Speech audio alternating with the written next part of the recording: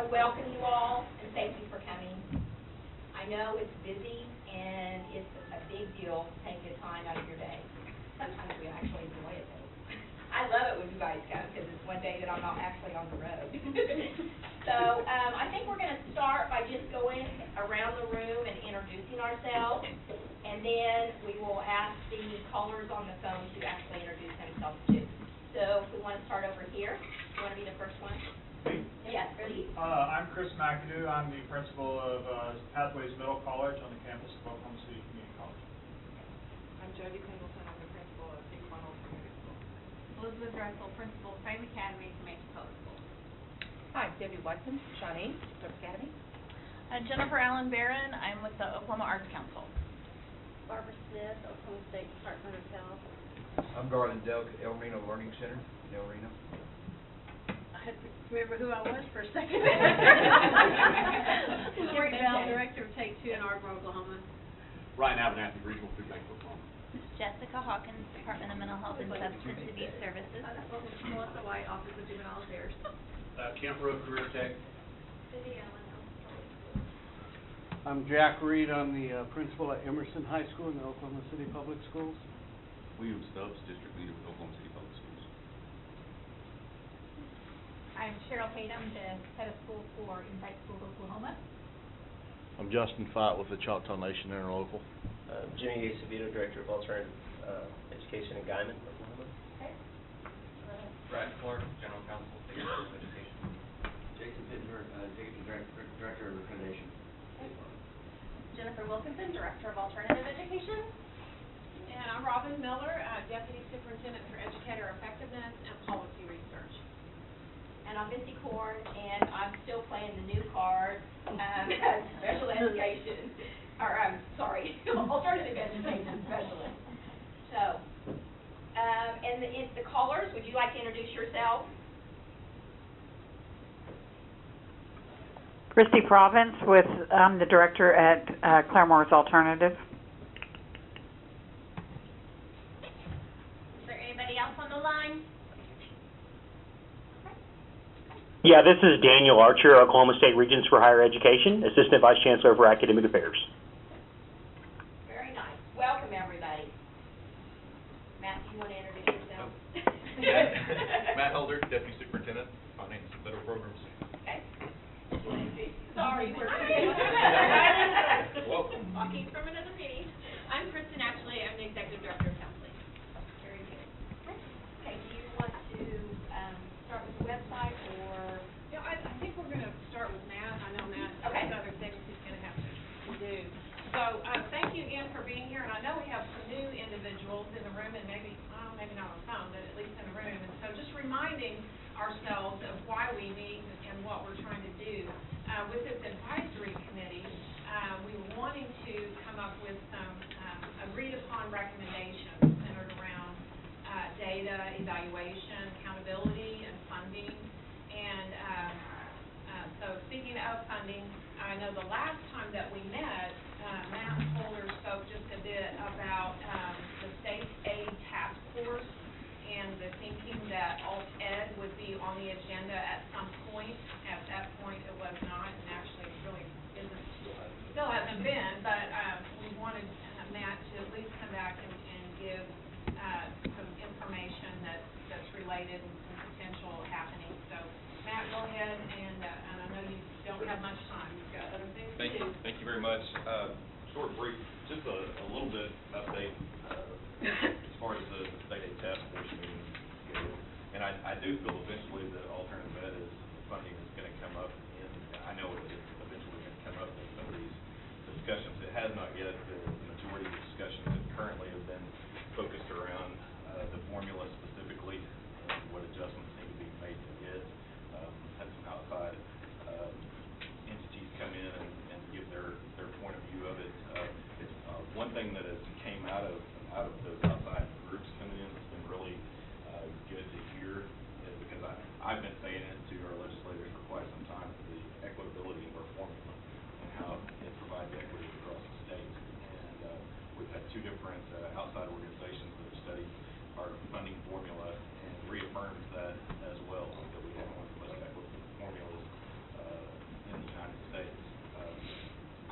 talk about making changes to it, that's why I'm always hesitant about making, drastic changes to this, because, it's pretty good. It's not perfect, and there are some tweaks that need to be made to it, but, we have done a little bit of research on alternative ed funding, over the last, couple of months since I've spoke to you last, and probably one of the more interesting things that we did is with our FY19 budget request that we did for the legislature, we went and looked at how much money schools were spending versus how much we were giving a line item to. So we went full coding for alternative ed programs across the state, and schools are spending over $40 million on alternative ed right now. When I think the allocation this last year was $12 million, the line item. So a ton of money, $28 million that schools are coming up with. And we had some discussion last time about some of you maybe not sure whether your schools are you're getting all of your money, the allocation notice, and this is just kind of the proof in the pudding, so to speak, is that schools are spending way more than what they're actually getting for alternative ed programs.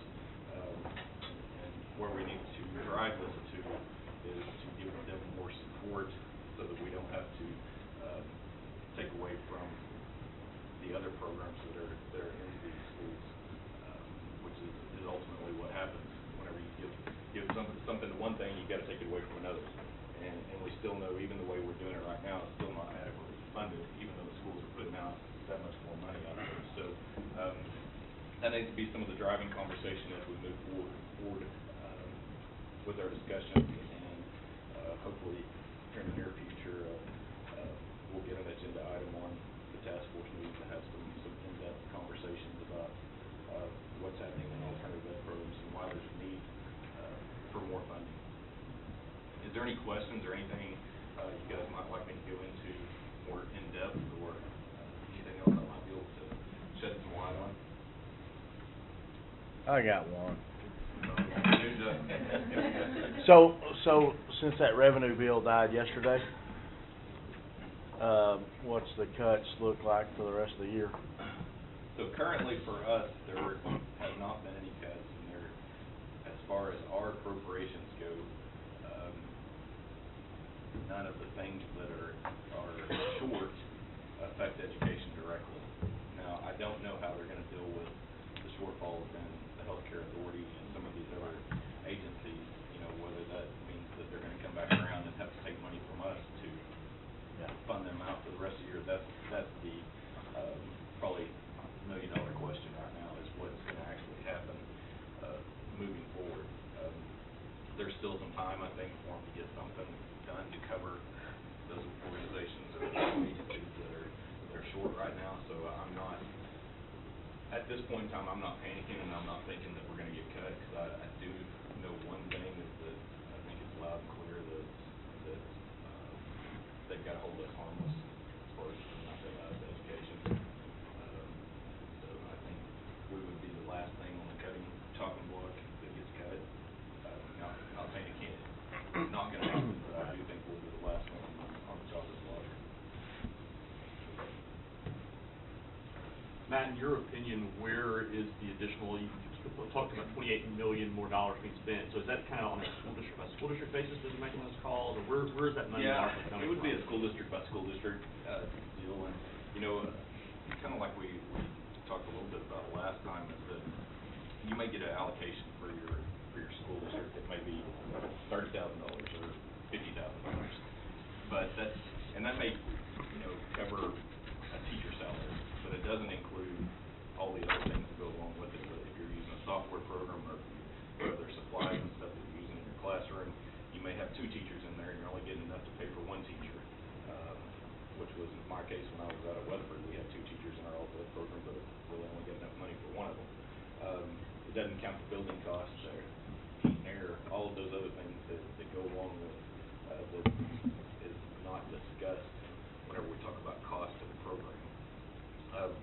But it is a district by district decision on how much more they're spending, and I think that just depends on what the district's priority is. Is their alternative ed program a priority? And unfortunately, across the state, there's some districts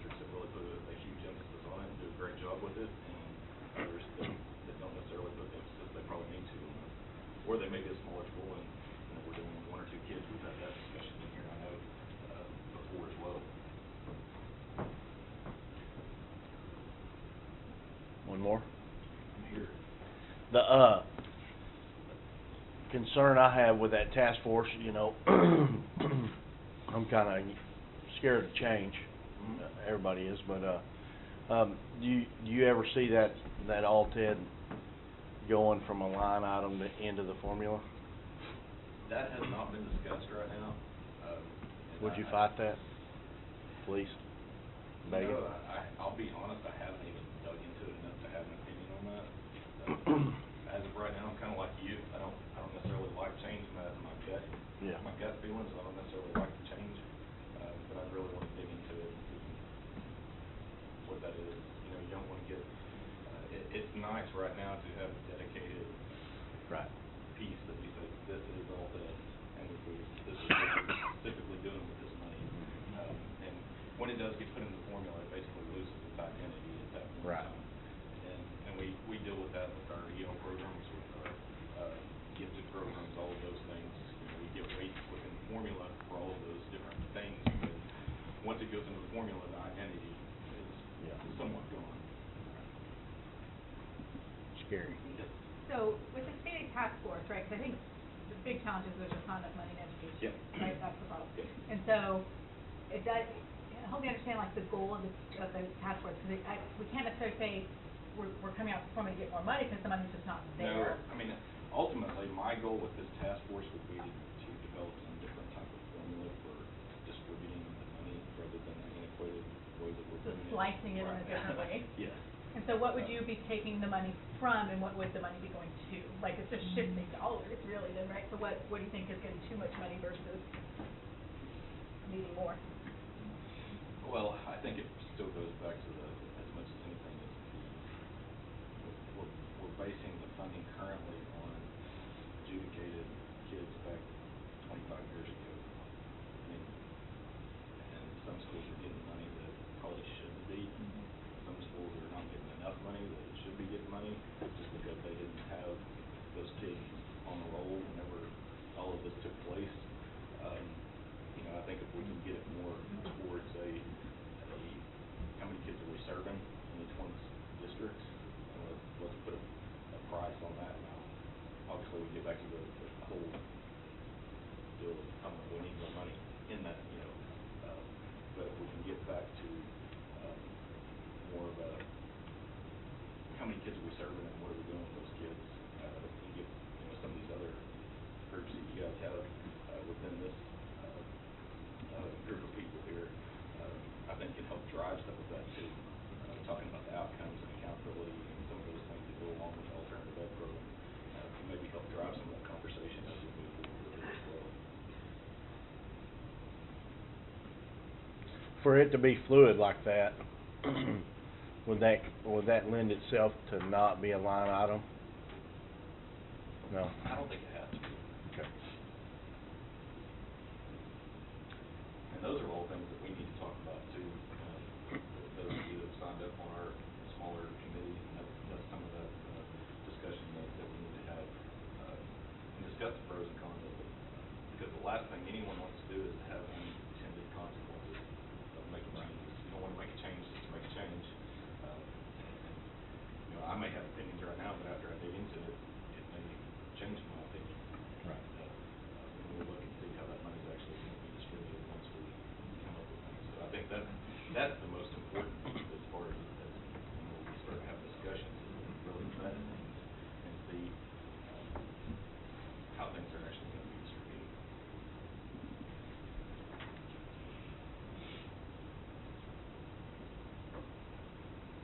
Anything else? Thank you, Matt, I appreciate that. Thank you. Those of you on the telephone, were you able to hear that conversation?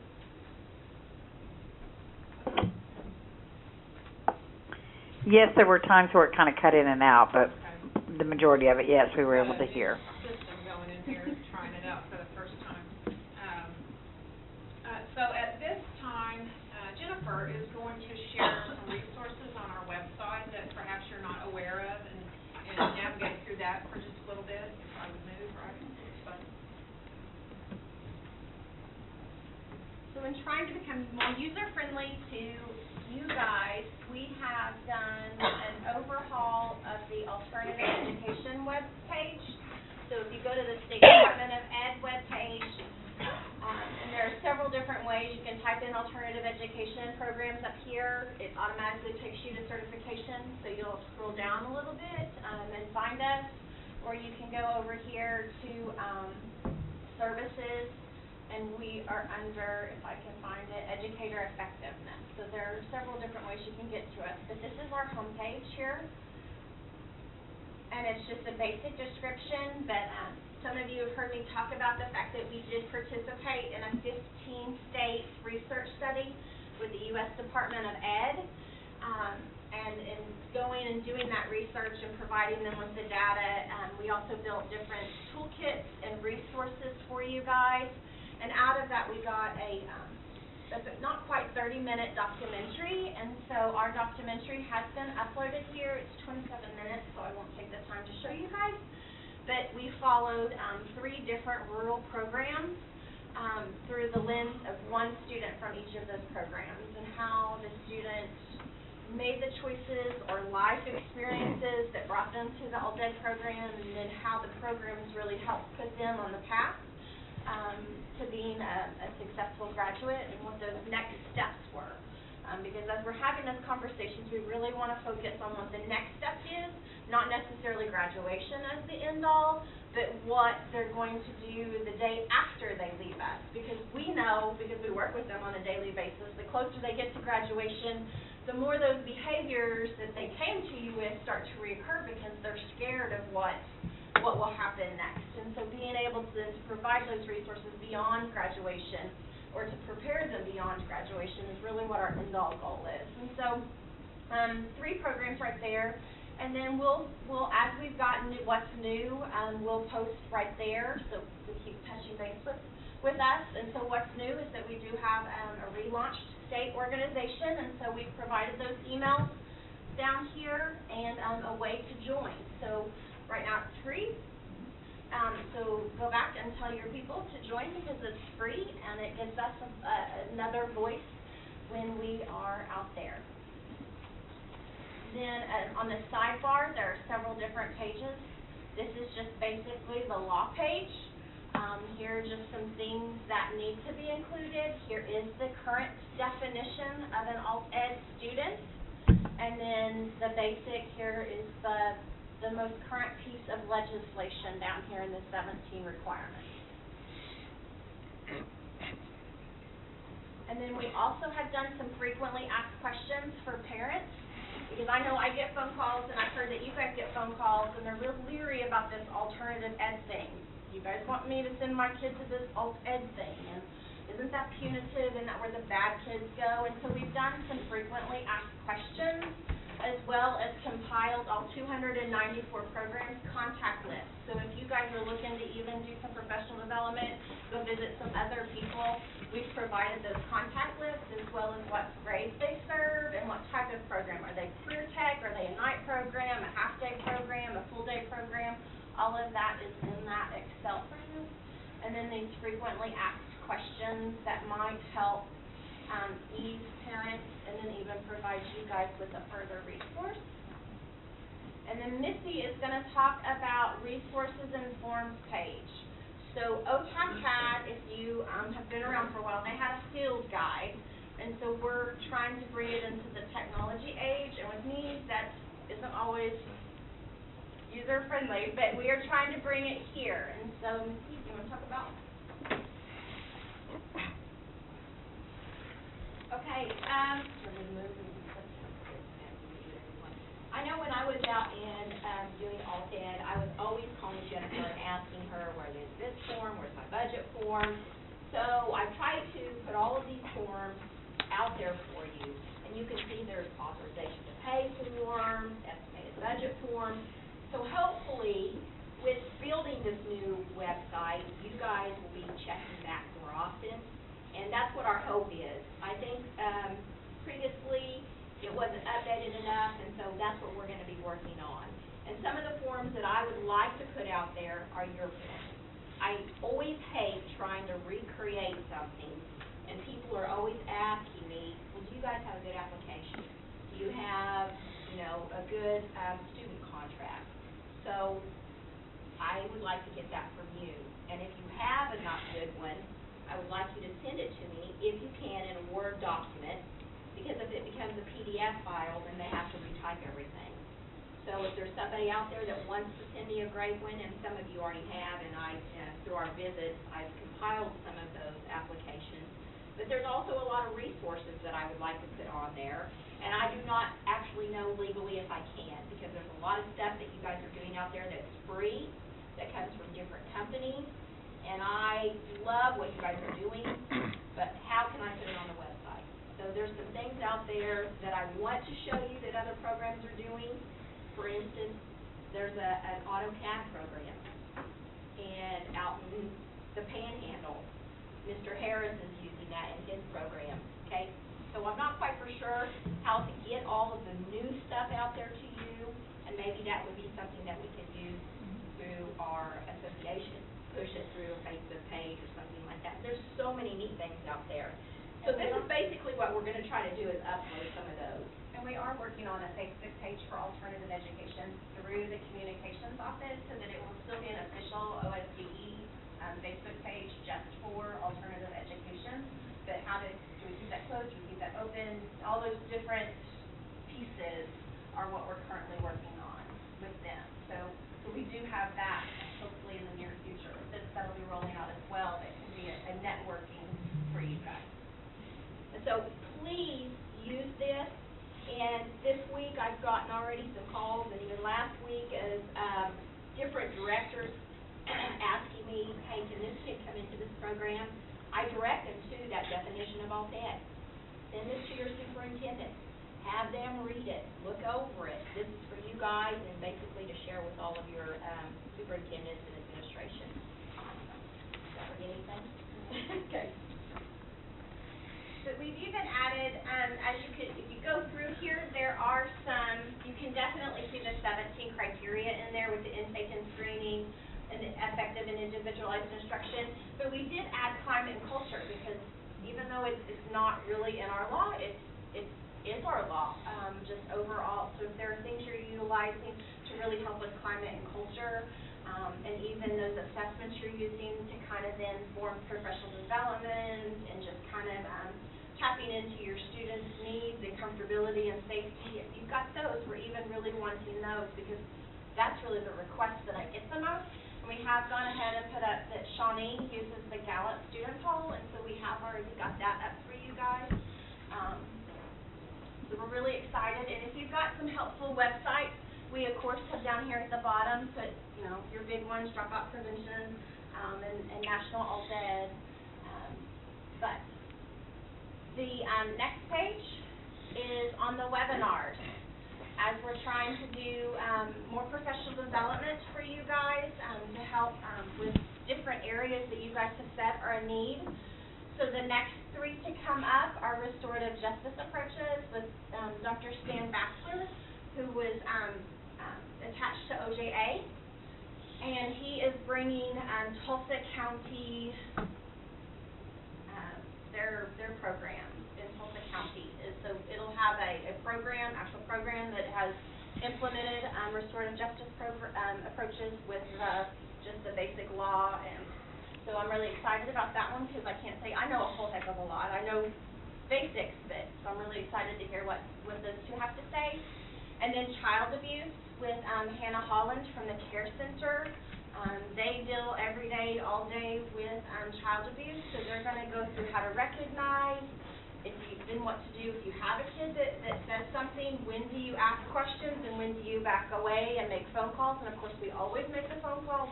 We all know that, and how to document that. And they'll even kind of go into what that process looks like and what documentation you need to keep on your end. So really 3 parts to that one that I'm really excited about. And then risk and protective factors and the OPNA with Heather from Mental Health and Substance Abuse, and what that looks like and what that assessment is, and how districts can get a lot of information from that assessment that the Mental Health and Substance Abuse gives. And then here are all of the webinars we've had so far. With the Regents, we've had Oklahoma College Planning Portal. With the Supreme Court, we've had conflict resolution. Then I've done just if you're new or you need a refresher, what is this whole alt-ed thing and what's the requirements? We've done some beginner stuff on chronic absenteeism. We know that it is our 5th non-academic indicator, and we know that really is the #1 reason why we get our kiddos, because they have disengaged and disappeared. And then early warning indicator system and the My Data system, again, those are 2 systems the State Department already has up and running that has your specific data that could be useful to you. And then trauma-informed practices with Katie from DHS, and she's even attached some further resources down here. I keep wanting to put my mouse on there and not on here, but there's a YouTube video that's about 7 minutes long that's really powerful, and then just the National Trauma website that has a great resources for parents as well as educators. So those are linked there. And because we're so excited about the work we're doing, we did add a page for the advisory committee. Here is the updated contact list, what our mission is, and then here are the agendas, the handouts, the notes. If we are successful in recording, you even have the recordings if you want to go back in your spare time. But they're all right here, and even the goals from the data working group and the evaluation working group. Those are, of the 4 working groups, we've had those 2. We started with just half of them and kind of got those rolling, and we'll bring in the funding and accountability here in the next month or few months or so. But all of that is right there. And then we've linked to the student dropout report, because of course that's how we got our alt-ed funding, was the number of adjudicated students you had and the number of dropouts you had in 1994. And so we always got to link it back to our data. And again, here's just some basic information on the student dropout report, the manual, but then here is all of the different data. Going back, just basic data going back to 97, 98. And then different resources for dropout prevention, different things there, and then just frequently asked questions I get on how we calculate and where it comes from, all those kinds of things. Any questions about our webpage? We went from just one really super long page to lots of pages. Anybody not see something there that they want to see there? And of course, I don't have to put you on the spot. You can always email or text that to me, but we want it to be user-friendly to you and user-friendly to parents. So even if there's something you think a parent needs to see there, absolutely let us know that. And Misty, looking at your list of webinars, you're covering a lot of really good things. But one of the things I don't see you covering is hunger, food insecurity, that kind of stuff. Yep. We could look at doing something like that for you in the fall. Okay. I've got 2 really good, solid people that do that, and we can actually teach a 2-question survey that we use in healthcare systems and a couple other areas. Okay. That would be really helpful. Absolutely. Okay. So one thing I do have also that we've had some requests after the 1-hour trauma. We did have some requests to even do regional, and so I'm setting up a few of those with Katie, and we're really going to go through more detail on what ACEs is, what secondary trauma is, and then just self-care, because we're so focused on the kids and the day-to-day, and we get stuck in there that we don't necessarily take time to take care of ourselves. And so we will be doing some of that, so be looking for those dates if you think that would be beneficial to you or to your staff, and so that will be coming. Any other? But I will definitely get with you on that one. We definitely need that. Well, and I don't know the format of how it works, but if you have something that's a link like that, that problem's the same both in alt ed as well as general ed. And so, for ease of use and so forth, can they make it to where those are, it's bi-directional, i.e. it's not part of the alt ed page or part of the gen ed page, it's a link that links to that page so that you can find it from either direction. So the more spots you can make go into it, it would make it easier to find it for everyone. So. Okay. The webinar page? Well, not the webinar page, but for resources for anything. So okay. If it crosses both lines, then make sure that it's a separate entity that we both can go get to and so forth. Okay. Food for thought. Okay. Okay. So then that means that we will then move on to presentation from our two working groups that have, and they do have some recommendations for discussion. So let's start with Cheryl Tatum, with the data working group. So in your folder, you do have the handouts and you do have the notes from the data working group, and you do have the notes from the evaluation working group available to you.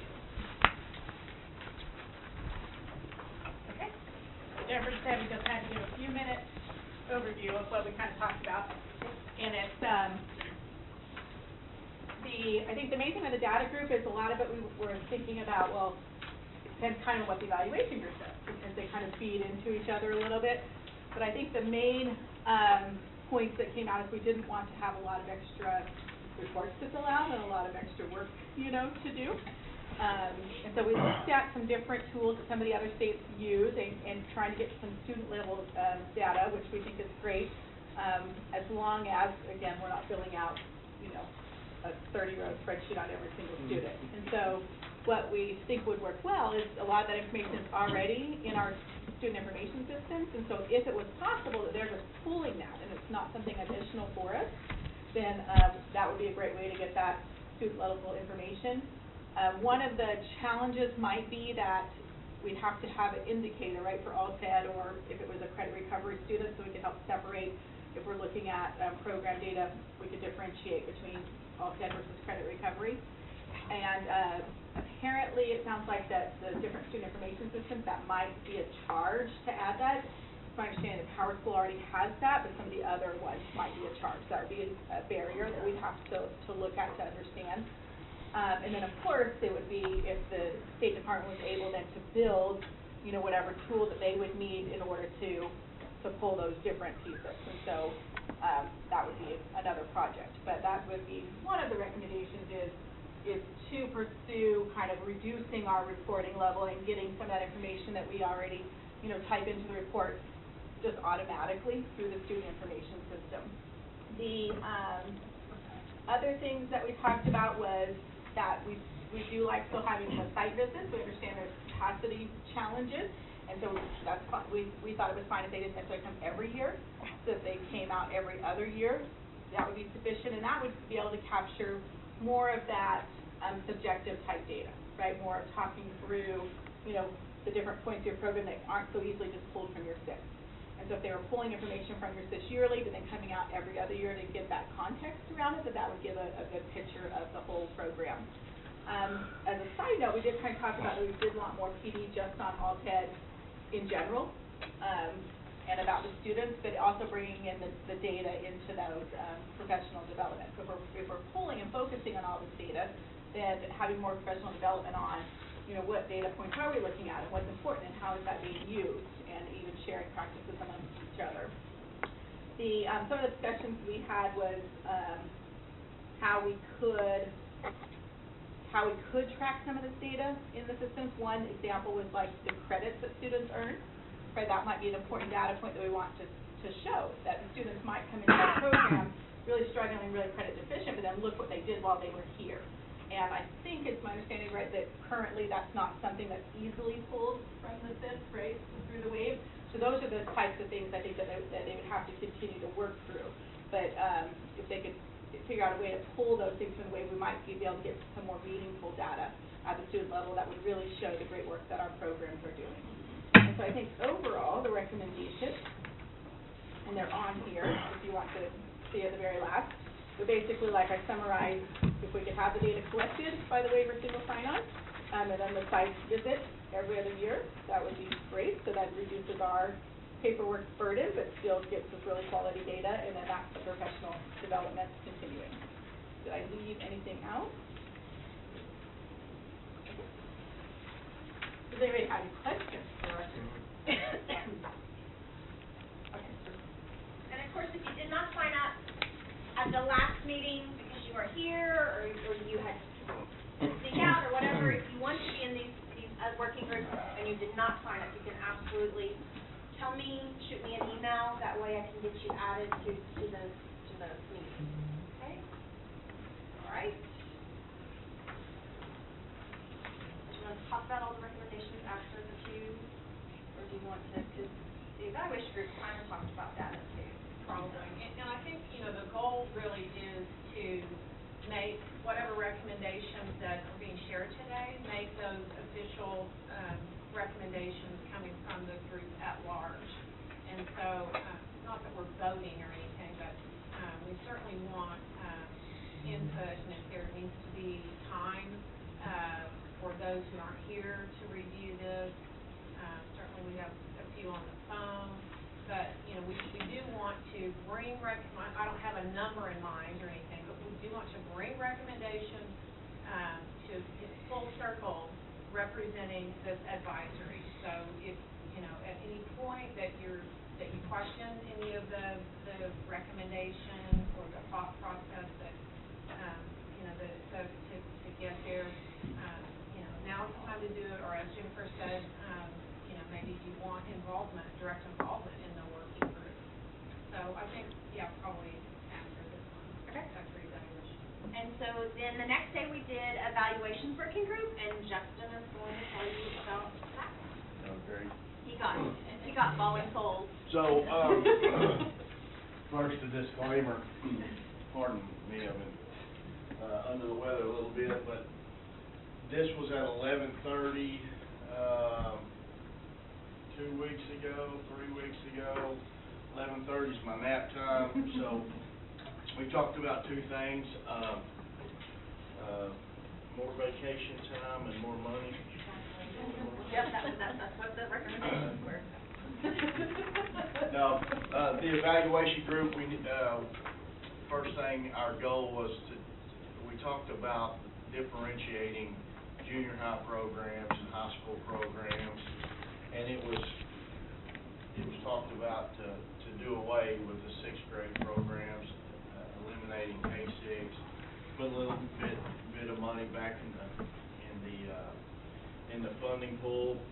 We talked about the growth of the numbers, and it's in here. I'm going to read to you like 200. We're up how many programs?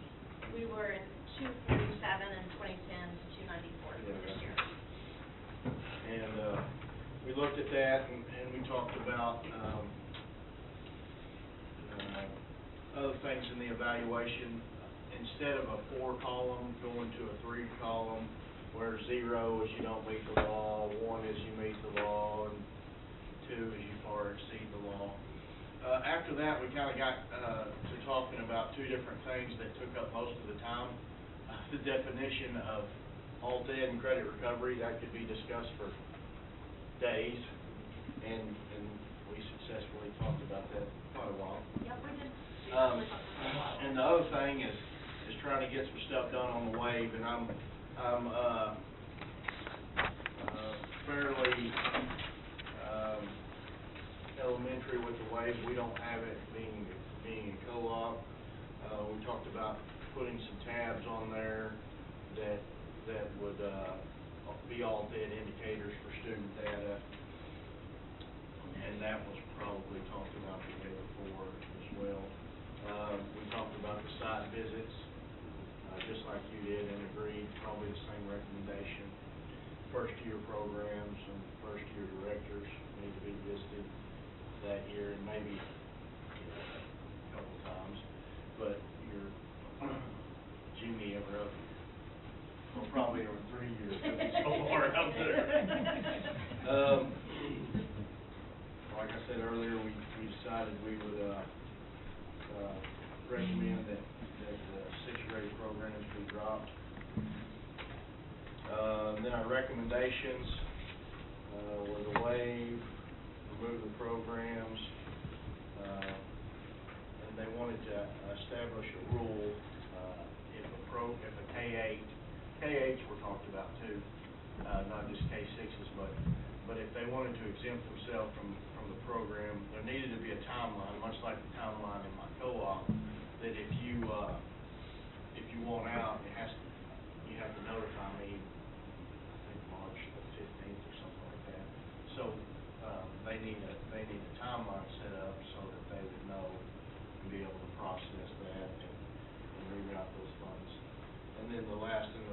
recommendations is definition of credit recovery student and autism student. Any questions? How many sixth grade programs really are there? I mean, in Diamond, I think we've had a sixth grader maybe twice in 9 years. Right. So of the dependent schools, half do not receive funds. And that somewhere along the way became an automatic exemption. So they just have to go on to the Alt-Ed plan and say, I'm a K-6 or a K-8 that does not receive funds. They click the box, they put their superintendent contact information, and they certify. Of those K-6s, and we're talking like 3, no more than 3, and K-8s, and we're only talking about half of them, get dollars.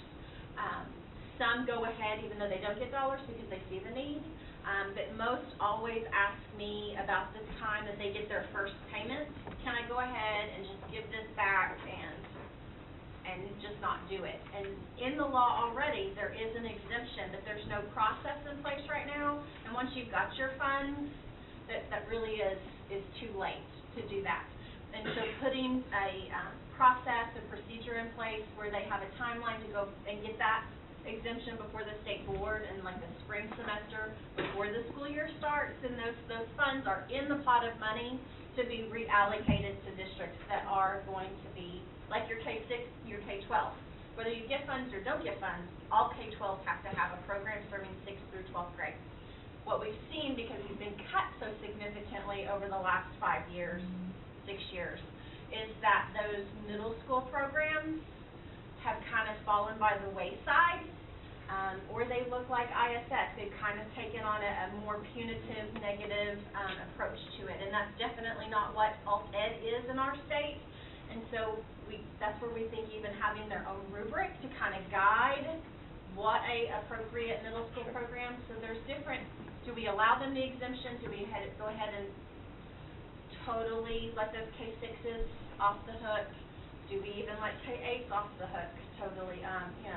They've already got that exemption process in place too. So lots of different ways we can kind of get best practice put back into our dependent schools. But not very many. Yes. Well, Riz stepping it in here. Please remember that I'm a novice before you attack.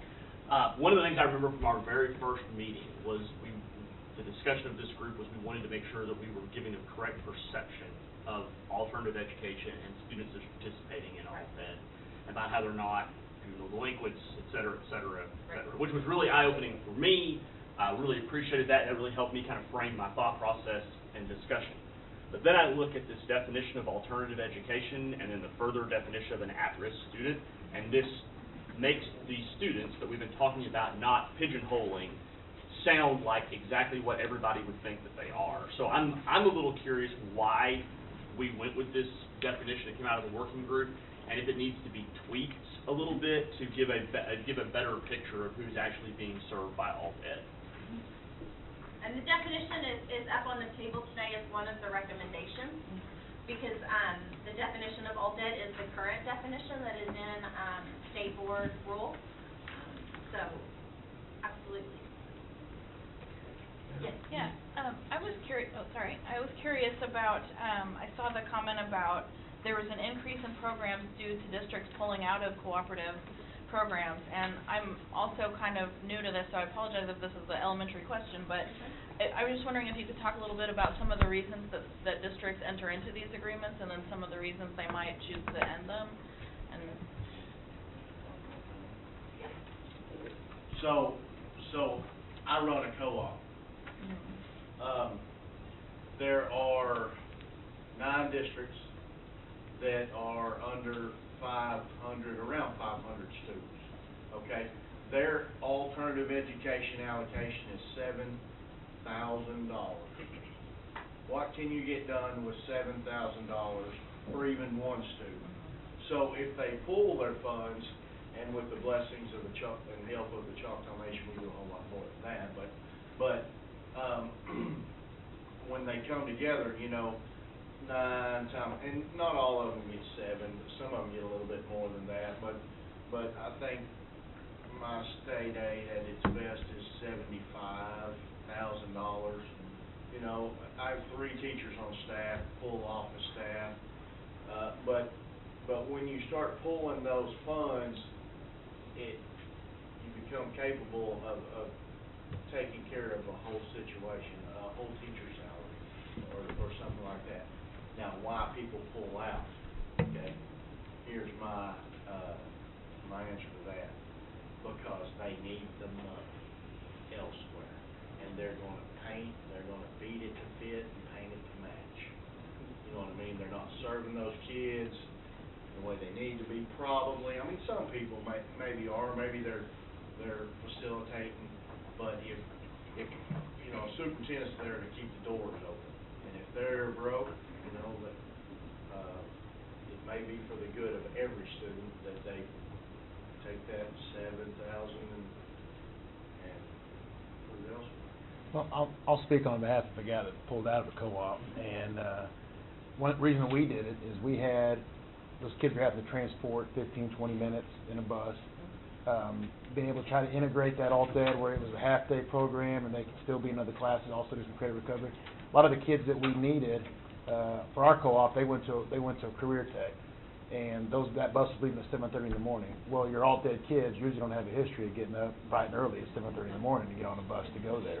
And so we went from servicing somewhere around 5 kids to servicing somewhere around 40 kids because we were able to integrate that into the school day and have the facility so we could offer it to more kids. And definitely there's that aspect too, because not every co-op's probably the bright and shining star that, I mean, in the culture of your town versus, I mean, I've got 9 different communities that those kids have to fit together at my place, and some of them fit. I mean, every year it's different because we could have more from here, more from here. But in an individual community, I feel like probably if they can afford it, are going to educate their students better, you know, if they can afford it. Yeah. When you talk about the 6th grade program a while ago, and mainly that was K-6, K-8 schools somewhere in there, do you have any data, like how many schools, K through 12 like ours, that are running other alt-ed programs in elementary? Like I don't ever, like we have a 5th and 6th grade program at a whole other school called Discovery Learning Center that you don't ever know about because our school just funded it. So. Right. Is that something that you want to know about? I mean, is that data important to you, Justin? I mean, as you all look at that stuff in the K, I mean, how many other schools are doing that in your K-12s? Is there a few, a lot? There's a few. Your urban, suburban tend to have, your urbans have elementary, so that's Tulsa and Oklahoma City. A good deal of suburban districts have middle school programs, but they only have maybe a dozen that actually put that program on their alt-ed plan, because when you get $50,000, you're only going to give me the program that $50,000 is going to. So you guys don't necessarily always tell me about those programs.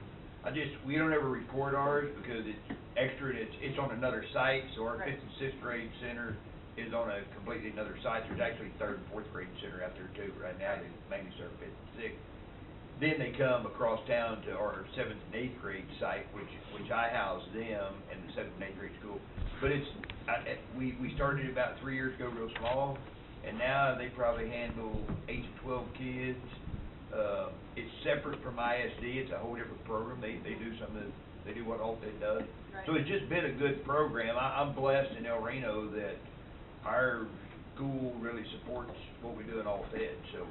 And that may be a recommendation on reporting that the group wants to kind of talk about. That's just a question on your evaluation. Do you service kids at this? I mean, just knowing data. Do they look different? I mean, do the services look different, Garland, in your? No, they actually kind of model. I mean, I'm not in charge of it. Another person is. They model it from us. I mean, they run of course, the 4 hours and 15 minutes. I don't even know if that's still law or not. But they run a half day or a little more. They feed them morning and afternoon. They transport them if they need to. They take them to the Oklahoma Science Museum. They write a couple of grants a year, and they take them out and do things. it's what we do. I mean, it's nurture and take care of them, try to get them ready. Some of those kids come on to me just because they need the next step, and then some of them go into a traditional classroom or whatever. Which is what I think that the middle school kind of rubric would look like, because we still want them to be integrated as much as possible. We don't want to start excluding students at that level. We still want that that integration piece. So I think that's where it's going to be. I love that word nurturing at that level. Yes. I was just thinking it brings up a question as to class size at that level, because it seems to me that at the high school level, a 15-to-1 might be appropriate, but a 15-to-1 at an elementary level might not be appropriate. So would the committee or the group be looking at changing the class size at the elementary or middle school level to a different ratio? Or because I mean, if you're talking about getting to the needs of those students, the younger students are going to need more of your attention for a longer period of time. Right. That's something that definitely we can. Hard to nurture when you're 15-to-1. Well, even at the grade 9 level, it's hard. Oh, Yeah. agreed. Right. I capped mine at 8. Right. And that's the thing, is that we do have the one high school rubric, but we know that serving a 9th, 10th grader is very different than serving an 11th, 12th grader. They're Maturity level. Yeah. So that's even something to talk about when we talk about the rubric.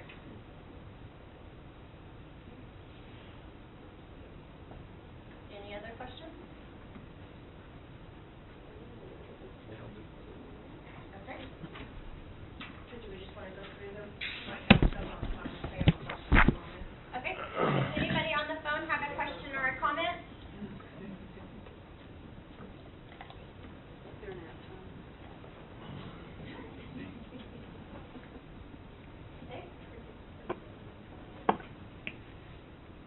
Christy? Daniel? No. Okay. No, I don't have any. Thank Okay. you. I don't have anything, thank you. Okay. Okay, you just want to go through, I came up with 7, to kind of talk about, to get input on.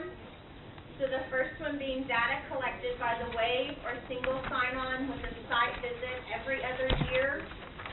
Still focusing on new programs, new directors. And there was a third one, a third exemption, a third reason why we would. For programs struggling. Yeah, and struggling programs. Would get one every year, and then splitting 294 in half. Any comments, questions, concerns about that one? Just to clarify, how many years for every year visits on those programs that are struggling, new or new directors? I would say new programs and new directors would it just be that year, and then they would, struggling would depend on how long they're struggling.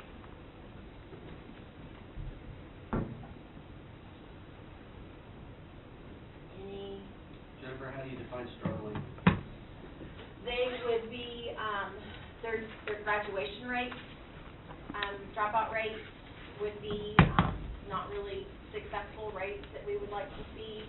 If they're completely non-compliant with the law, would make them a struggling program, and how we could be able to get out to grants or other resources in the community, kind of bring them up and support them.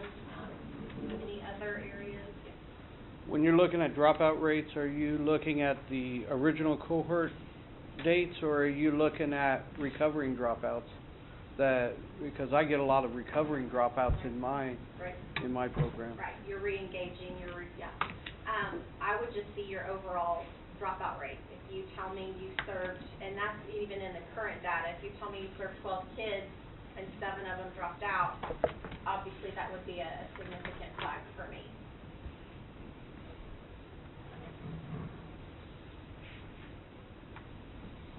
Does that answer, Jason? Yeah, I mean, there might want some discussion about, if we look at what are the criteria and then what are the benchmarks within that criteria. Right. That we could use as a general guideline that everyone could agree to and let them understand that, hey, we're really struggling according to this criteria and this definition. Right, okay.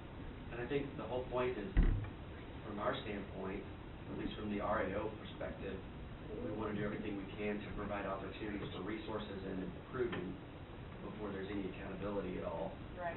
And I don't know that it's even fair to talk about a whole lot of accountability given the fact that there's no funding. Right. So, again, you want to focus on improvement versus accountability, but we can all agree to what those look like, that criteria and the definitions for that criteria. Right. And at least the expectation is clear and consistent. Right. And that's where the split really happens. Your checklist you guys do for me is more on equitability, transportation, food, even Compliance. location and all those kinds of things. And where mine goes into those 17 things that all that has to have above and beyond, the counseling, the life skills, the art. Yes. I like, there's that question that you asked us in the report that says, how many students were with you less than 3 weeks? And you a lot of times will grab a student that really was at high anxiety, hadn't been in school for 3 years, and what that'll filter out, you don't have very few that this happens, but you will have an occasional student that shows up that first day and you never see him again. Right. And in the regular setting, that would be a dropout, but I wonder if that allows us to have that piece in there to kind of encourages you to go grab that student that Right. maybe hadn't seen, been inside a building in 2 years, or, you know, just had high levels of anxiety. And I can think of one, Mia, last fall. I hardly ever saw her. She quit, and I think she might have lasted more than 15 days. But some way to kind of figure in the one that you take a risk on, but doesn't ever really make it, never gets started. So thus, is it really fair to call them a dropout? Right. They came 2-3 days. And we know that it takes a while to build that rapport with the kiddo, and they're going to test your limit to the extreme because everybody else is always giving up on them, passing them on down the road. And so they do like to test where your boundaries are and if you're going to stick. I like that question too, just because you have to see where your true number is by. Okay, any other? I saw several hands, but yes. Well, I was just thinking and wondering, I like the every other year, but I even think there's a way to even spread that out a little bit. I don't know what other people's thoughts are. And what I mean by that is we do know regional accreditation officers are out every year, and they also look at the program. So maybe after a couple years, there's a mechanism built in there where there could be like desktop kind of stuff as well. That would maybe be like a cycle of, you know, in this 5-year cycle, you will do a desktop monitoring, you'll do a monitoring face-to-face, and then you might not be desktop at all. I don't know. I just think there's a way that we can look at, because it's not like there's not people out looking at the programs. Right. And so Kind of like federal programs, though. Right. Yes. So, now you're an RAO? No. No. Okay, because the whole discussion right there, when I hear visit, I picture you guys as additional funding.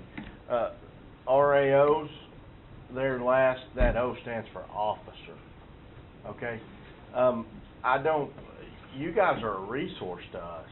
You know, it's a service when you guys come to us. It's additional funding. It's another set of eyes. So instead of all this monitoring talk and stuff like that, I mean, I love it that you guys are resources to us, and then we call you all the time, and just like Missy said, you call her all the time, where's this? You know, we may not be funded properly, but at least we have some resources to help our kids, you know? Well, and I mean, I think Jennifer, her office is a huge resource, but I can tell you my regional accreditation officer is one of the best resources I have as well. So I mean, Absolutely. Absolutely. I don't know. I kind of see that different. I don't feel any time I've ever met with my regional accreditation officer has it been an officer type feeling. I mean, it's honestly been a resource. They're helpful. And maybe not everyone, I mean, there's a lot of, maybe not everyone has that same experience, but it's changed. Those RAOs are spread pretty thin, and I think what his point is that this office is designated for all kinds of support. Right. Yeah. Which it should be, because that's what it's for. Right, no, and I understand that. I just think that there could be a way that we could look at this differently, all I'm saying. But I think when I'm out actually visiting, a lot of places, I would be surprised. The first thing I like to do is like go over the 17 criteria. You'd be surprised how many programs that have been doing this for years and years think that art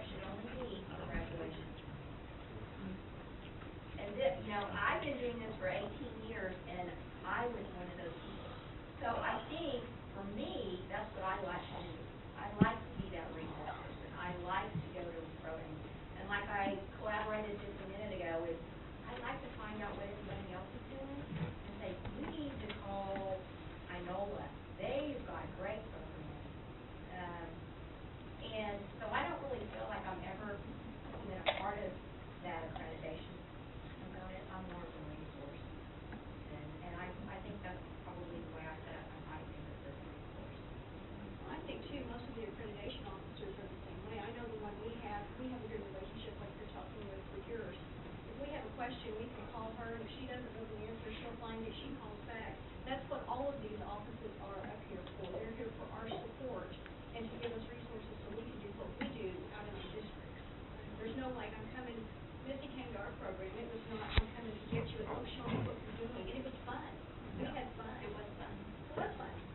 And I learned a lot. And that's how I set mine up. I want you guys to look at the rubric, right? I'm not gonna come in and tell you you need to do this and you need to do that, because you're automatically, you're not gonna do it. You're with those kids every day, and you're gonna see my automatic recommendations as something that you don't see as a priority or a focus. And so I want you guys to look at it, I want you to place yourself on the rubric honestly where you think you're at, because then you're gonna need to make those goals for yourself. You're with those kids day in, day out, you're gonna know what you need to work on, and then I may have suggestions based on those goals and where you've placed yourself, because I can say, if this is something you really wanna work on, go see X, Y, or Z districts, because they've really got that, and I don't expect everybody to be knocking it out of the park in all 17, right? Because not all 17 are trauma, not all 17 are career, internship based. I mean, you're gonna have those areas that you're really honed in on because you know your community better.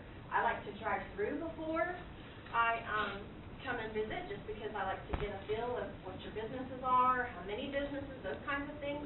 And then I'm also gonna know what your resources are in the community when I do that. But that's just, again, because I need to know some realistic expectations, because we don't have the funds, and so I can't come in and say, oh, well, your next counseling agency is 300 miles away. Well, you still got a contract with them. I mean, that's just not feasible, so, yes. I think that's, talking about this alt-ed organization, and I know some of us kind of brought up, was limiting the site visits, because we are spread thin. We do not have the resources for you to adequately be there for 3-4 days consistently to see what that day's like. Right. Being able to break up those site visits, but yet have those organizations, alt-ed have an organization, have a meeting, have that conference, that, you may not have a site visit that year, but you need a representation from your school to go there, so you can hit on.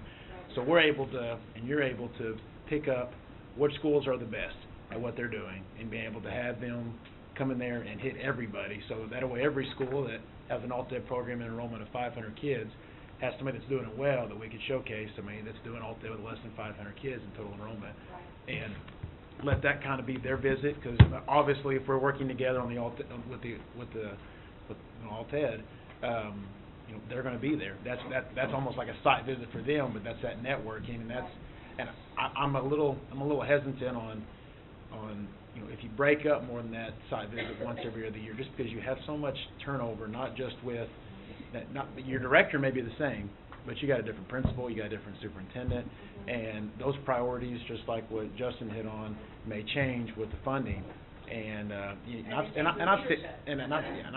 seen it. You've seen it where you hire a coach and he's in alt-ed and he's there for 2 hours, supposed to be in there, but he's not really in there for 2 hours, and you got him with an 8. So I think being able to be there and see that is important. Not because you're trying to play the catch-a game. You're just trying to make sure the kids are. It goes back to that equitable. That it's the same. Right, and I know internally we are trying to come up with different ideas. There are ed camps for other avenues. We're even looking at an ed camp, but because we're 294 programs from Ghana to Idaho, where do you have that ed camp? How could you do some things virtually? We're even looking at doing those regional meetings a little different. OPSU. And even looking at how we could provide more networking in those regional meetings. It's not just necessarily that you come for that half a day and I spew out all the law changes and give you all the expectations and timelines, but how do we implement some of that more networking conversation that you guys are wanting? And so, and piggybacking on the Engage conferences that go around during the summertime, having 1 or 2 people from that area that go there be able to speak on whatever we're trying to hit on that year specifically. Right. And that's where the conversation needs to happen is less than 500 kid districts don't need what, Metroplex needs. And so how you're hitting all those different needs. Okay? So what I'm hearing is that we're okay with every other year trying to get something on single sign-on, but understanding that's all going to come down to money. Maybe looking at something federal programs kind of model, is moving more to that resource, less compliance. Am I off base as I'm restating? Okay. Okay, next one is professional development geared to alt ed and focused on the collected data. Comments? Before we start that, could I make mention of something? Our national conference is next month. Yes, March 5th to the 7th. If you're not a member of that, please become a member of the NAEA. It is free. There is an election coming up. Currently, that regional director? Yeah, Region 6 director is an Oklahoma native, and she is resigning, and someone in this room is running, so we need to all get behind her and vote for her in order to keep that in state. Our region is Texas, Oklahoma, Arkansas, and Louisiana. How is the voting to be done? Is it to be done down there? Done at the conference, At the conference? on site. Yes. So you have to be there to vote. I'm Tammany. not sure about that. I'm gonna stuff the ballot box in. Now, how do you become a member? Do you just go on their website? Can you become a member down there? Yes, you just click on the You just click on the website. Go to their website, and sometimes it works, sometimes it don't, so. But the membership is free on their website. If you're getting their email. And then you get all their emails and stuff. You get monthly newsletter. Okay. And you can become a member of the Oklahoma Association too. So going back to PD geared towards collecting data. And we do have several in the room that are going. Justin is shutting down school and sending his whole group. Are you going? I'm taking 5. You're taking 5, Oklahoma City's taking 5, Altus is taking 1, Missy's gonna be there the whole day, Insight's taking 2, Ardmore's taking 3. El Reno's taking 3, so we've got a pretty, and that's more than we had last year, and that's just in this room, because I know Mustang is going, and some other people are going that, I'm not gonna Jimmy, make you going? And I really did talk Be closer in Denver like that. we just received our second honorable mention for our video contest. Yay! So send that to me and we'll send that on our listserv. They have, their website doesn't work. So I got If you'll send it to me, then I can send it out on our listserv. I got an So- email notification, that's all I have, I'm like, great. All right. Okay, so back to number 2, opposite. PD geared to all dead and focused on collected data. And so what our plan is, like I said, we're trying to look at maybe an unconference or an ed camp where you guys just kind of come and we talk about what you want to talk about. Providing that network, we're looking at kind of maneuvering the regional meeting to make it more discussion based than just here's your stuff, I see you got your yellow papers and you go on about your business. Looking at going on the road to do some regional trauma, and that's not just for all dead. So if you go back and you want, counselors to go, we're going to send that on their listserv, those kinds of things. We are doing the monthly webinars. So in May, when we send out your data link, we will also be sending out a professional development link where we have some ideas to kind of get like ICAP and some of those things out to you guys, but then some other areas like classroom management, some more on kind of absenteeism. Yesterday, well, she started last week, but our prevention person started last week, and we were even talking about not necessarily sex ed, but teen dating violence and sex assault violence, and how you kind of help with those particular children. And so we're even maybe going to tap her for some of that stuff. And so we have some ideas, but if you don't think they're ideas that we need to have, because I'm not interacting with kids on a day-to-day basis. And so we'll send out a separate link for you guys to kind of say, yeah, these things, or give you some time to even say, and these things, like I need more on this. So that's where we're at, but what are your comments? Are we off base? Are we on base? Are we headed in the right direction? guys know what a non-conference is? It's an ed camp. They know what it is. Okay, and I'm gonna move on. I think one thing that we talked about in that group too, Jennifer, was the feeling, and this probably varies completely by district, right, so some of the feedback from that group was that maybe that some of the local PD wasn't as directed toward all kids. Right. Right, so maybe if we could think about, and then I could be communicating them with the district, but if there were things that, you know, through webinars or, you know, online modules or things that they could access to do that PD, maybe, so it's more differentiated PD, that the district would say, okay, this one doesn't apply to you, so instead you can go do these things because these resources are here. Right. You know, so we had some of those types of things where they could, because everybody's PD is on a different day of the year. Exactly. But I think some people thought maybe it'd be effective, you know, like if I could go to something else instead of what my district's offering, I'd rather do something that's meaningful to me. Right. So if we could build a base like that, I think that'd be helpful. And then I know it's been brought up a little bit too, but just I think also how the Altet Association can collaborate and work together with what you're offering versus what we should offer so that we have that good balance. Right. I think we're gonna try to do like, you know, the conference again. I think that was something that the group really wanted to have back. Right. Or having some of those regional meetings where they can network and share. Exactly. Right, so I think that between the two, surely we can get a robust program. Exactly, yep.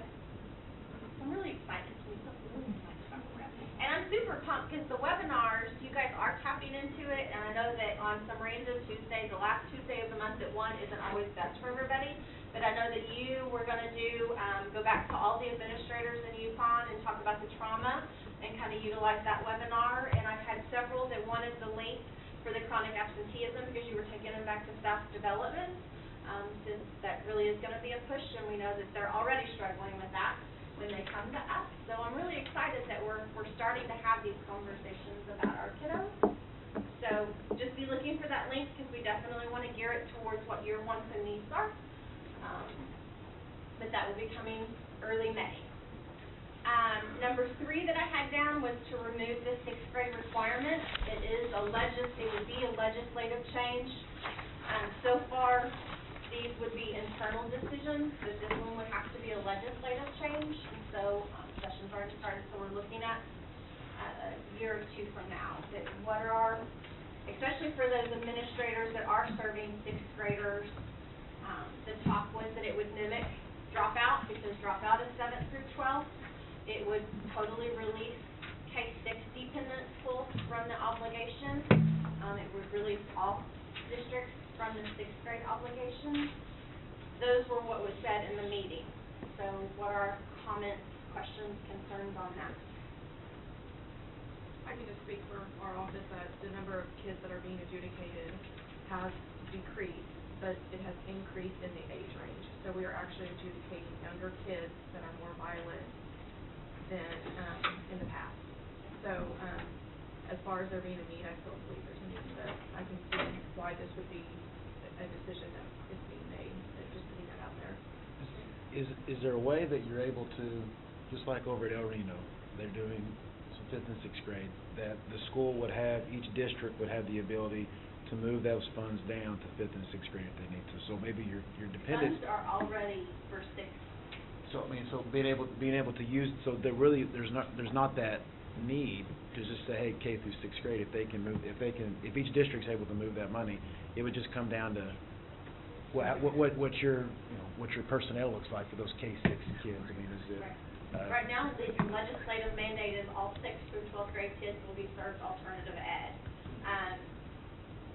The thing is that we don't have funds to move down, so that's a local control decision on whether or not to serve. But if we went to the 7th and 12th, being able to still move those, that's what I mean, still be able to move them, have the 7th and 12th, just with the flexibility within that school district. Right, because that'd be a local decision. That would ease that. Right, because like Norman and Moore have elementary programs as well as health ed, that's a local decision, those are general ed funds, title funds, those are.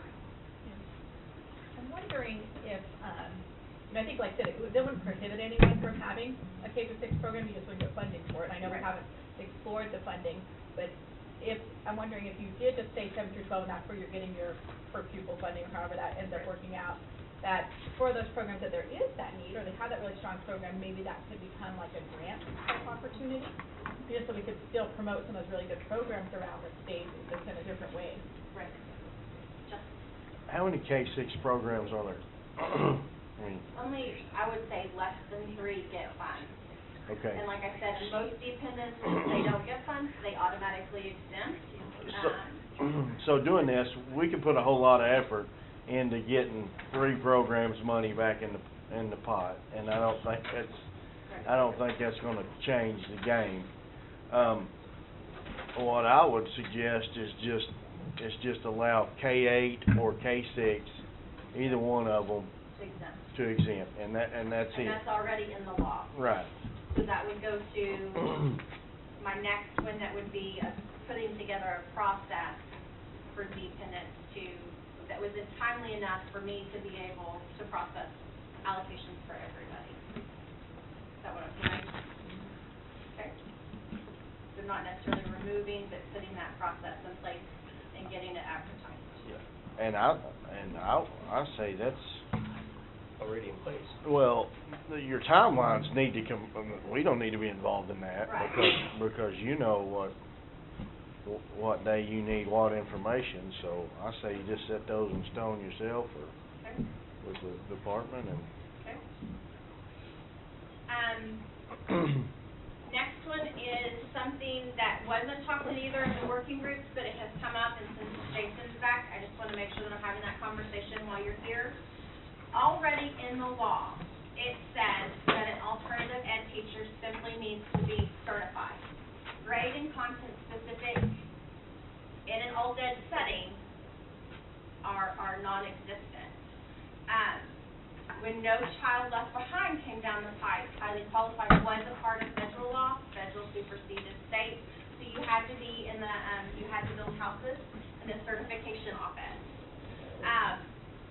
And there's been lots of confusion now that No Child Left Behind is gone. ESSA does not have highly qualified, while State Department still says, if you've got the funds, we absolutely want those highly qualified content grade specific teachers. But we understand that most of you are one-room schoolhouses, just 1 or 2 teachers, and you've got all of those, and so we're giving the flexibility. But that does not apply to special ed. Special ed would still need to build a house. And most of my programs don't have a special ed teacher, but again, we'll also need to put a process in place for you guys, because it does say that if you have an out-of-pocket, an out-of-certification teacher, you still have to get approval from the State Department. So I have 2 processes, 2 that I'm going to. I could build a form, because we all love forms and reports, and you guys could fill them out and turn them in to me for approval. Or I would like, and this is my favorite, but that doesn't necessarily have to mean that that's going to be user-friendly to you, is that I put 2 more questions in the teacher section on the alt ed plan. And so when you're putting in each of your teachers, you're going to tell me what they are certified in and what they're going to be teaching out of certification. And then when you certify your plan, you've already turned in for all teachers in one lump sum, because you have to do that plan anyway. Form, plan, other ideas? I have a question. So if I'm getting ready to do staffing now, and this was an area that came up during my accreditation meeting, because it kind of threw everybody off kilter, we didn't have a clear answer at the I just showed them the emails I sent you. Right. And so when I'm going to do staffing, for some reason, if I have a teacher who is got a marketing credential, but I want him teaching science and math, and you say, well, no, that doesn't quite fit, I'm past a point where maybe I can either recruit another teacher, or I'm under contracts that now there's trouble, because there may not be a marketing position for this teacher within the district. Right. So when would we be able to submit the paperwork or the request in order to get an answer, so that we don't run into staffing issues in the coming year? Right. so that might be where it needs to be a form and not on the Alt-Ed plan, because Alt-Ed plans are due to me by September 15th. If I had a form that you guys just got off the website, like your other stuff, then you would, before you actually hired, you would be able to send that in. So this is different than what we were going with at the beginning of the year, because at the beginning of the year, I thought it was just, had to be certified, and we could determine where. It is, you just have to be certified, but the rule. But now we're changing it, saying Nope. that you guys have to approve that? It's already in the rule, And that it has to be approved, but it was being approved because you had to build houses. But now we're in that transition from No Child Left Behind to ESSA, and we have to put a plan in place to get those approvals. And so what the rule says is that teachers must be certified teachers that are not restricted to grade-specific or subject-specific areas. Assignments out of regular subject areas or grade level certification requires SDE approval. And that's straight out of the rule. what rule? The state board rule. The state board. And so working with Lori, she says that it's okay for me to do a form or to put it in the plan, but that we wanted, with Jason here, because his report will ping an out of certification on his report, and so we just need to make sure that internally we're having the same conversation, and we're wanting to make sure that it's not more tedious for you, but at the same time, we're working within timeline, and I hadn't thought about timeline with the hiring, so. But, Which one wants to go Go ahead. first?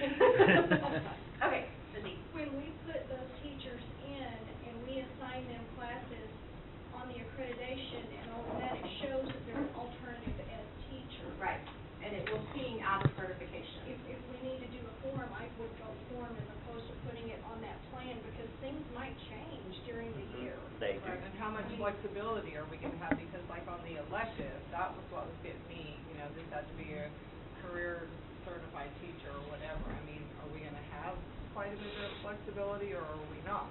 I would say that I would not be comfortable entering into the career tech course codes with a regular ed teacher. But I would be comfortable entering into like failing consumer science and art and, Like but I our wouldn't horticulture. enter into No. career tech codes or a regular ed, all the teacher teaching AP, like, those are just more specific things that I think training has to come with, but. Well, some of those fell in like the horticulture, we were wanting to do our little greenhouse. Right. I mean, and on that form, you would be able to defend why you wanted to, and of course, and then, I mean, I would be able to talk with Dr. Miller and with accreditation to make sure, and that's where a form would be best, because as you're looking in the spring of the school year before, we could have those conversations, and you wouldn't be tied to a person at that point. and just to address that one, I mean, you have a little bit of leeway on horticulture. I mean, Right. if you're not already using plant science, you can stay out of your ag programs way, although, because I'm an ag teacher, we still teach horticulture, equine science, and all that stuff. But back to form versus, and I hate paperwork, and I love the least amount of mouse clicks. And so, it's not that it's gonna be unapproved, so if we're hiring somebody through the summer, or if we hire somebody the first day of August, when we do that report, you're just saying we put it in our standard Alt-Ed report we've been doing, right? The only time I could see not approving it Yeah. is if you did enter into the AP realm or into the career tech realm or that's when I would see. Can you think of any other? Yeah. I mean, I wouldn't think your basic electives would necessarily. I'd be careful with foreign language. I would really need to know why you're not gonna use an online to, but feeling consumer science with life skills, work study, So what does that look like then on the, on the State Department accreditation page, where you've got your educators and your classes, and it says, it shows you have, what it says now, how they qualified, or, you get the red flags. Is it form to you, mean when the RAO comes out, then he goes, oh, we've got your form from Alt-Ed on file, so you're okay there? So what happens is, once you submit the accreditation application, okay, it comes to our office, and all the RAOs and myself can go in and look at your accreditation application. So, it'll generate what's called an exception, and you can look at an exception report for your school. Yeah. And it may say, you know, these 12 teachers, these dozen teachers, half dozen teachers are not certified to teach the classes you've assigned them. Okay. If it's in an alternate education setting, then we can go in and waive those exceptions, which I did quite frequently last fall, but I need to know why. So if I call Jennifer and I say, hey, give me, you know, El Reno's alt-ed report or their plan, and you've listed all the teachers that are in there, then I go in and waive all those teachers, because it's like, our software system is written to flag teachers that are assigned classes that they're not certified to teach. Right. Because in a normal setting, Right. it's a problem. So we can go in and waive it for exceptions for certain reasons, like alt-ed. Okay. So I would look at that report, and I would say, oh, there's all those teachers, I'll just go in and waive them and make a note, alt-ed, alt-ed, alt-ed, alt-ed. The problem comes when you have half a dozen teachers in an alt-ed setting that are teaching out of certification and you never filled out a plan. Yeah. Or the RAO doesn't even know that you've got a wing of your high school that has 6 teachers in there, and they're teaching AP biology in an alt-ed setting with a teacher that's not only certified, not certified in science, but they haven't been to any AP training. So, and they haven't done a course audit through College Board to be approved, they haven't submitted a syllabus, all those other things that are required to transcript AP. That's an issue, because then we're kind of saying, wait a second, this requires a little bit more than your basic general education subject codes. Right. Okay, so that's where we would call that district and say, wait a second, first of all, you're not going to be able to transcript this as an AP course. Okay, that's the first problem. Secondly, if it's in an alt-ed setting, why didn't you submit a plan? It's not like you got one teacher, you got 6 teachers. It becomes a communication piece with the state. So then we work through all of those and say, listen, next fall, if you still plan on doing this, you've got to submit an alt-ed plan by September 15th or whatever the deadline is. When you do your accreditation application, go ahead and list all those teachers and the courses they're teaching, even though it's out of subject area, that's okay. It'll create an exception. We will waive those from the state as long as it matches the plan that you've submitted to the alt-ed division of the State Department. But then we could be talking to you about making sure you're not doing it for career tech or for Right. AP, but maybe if.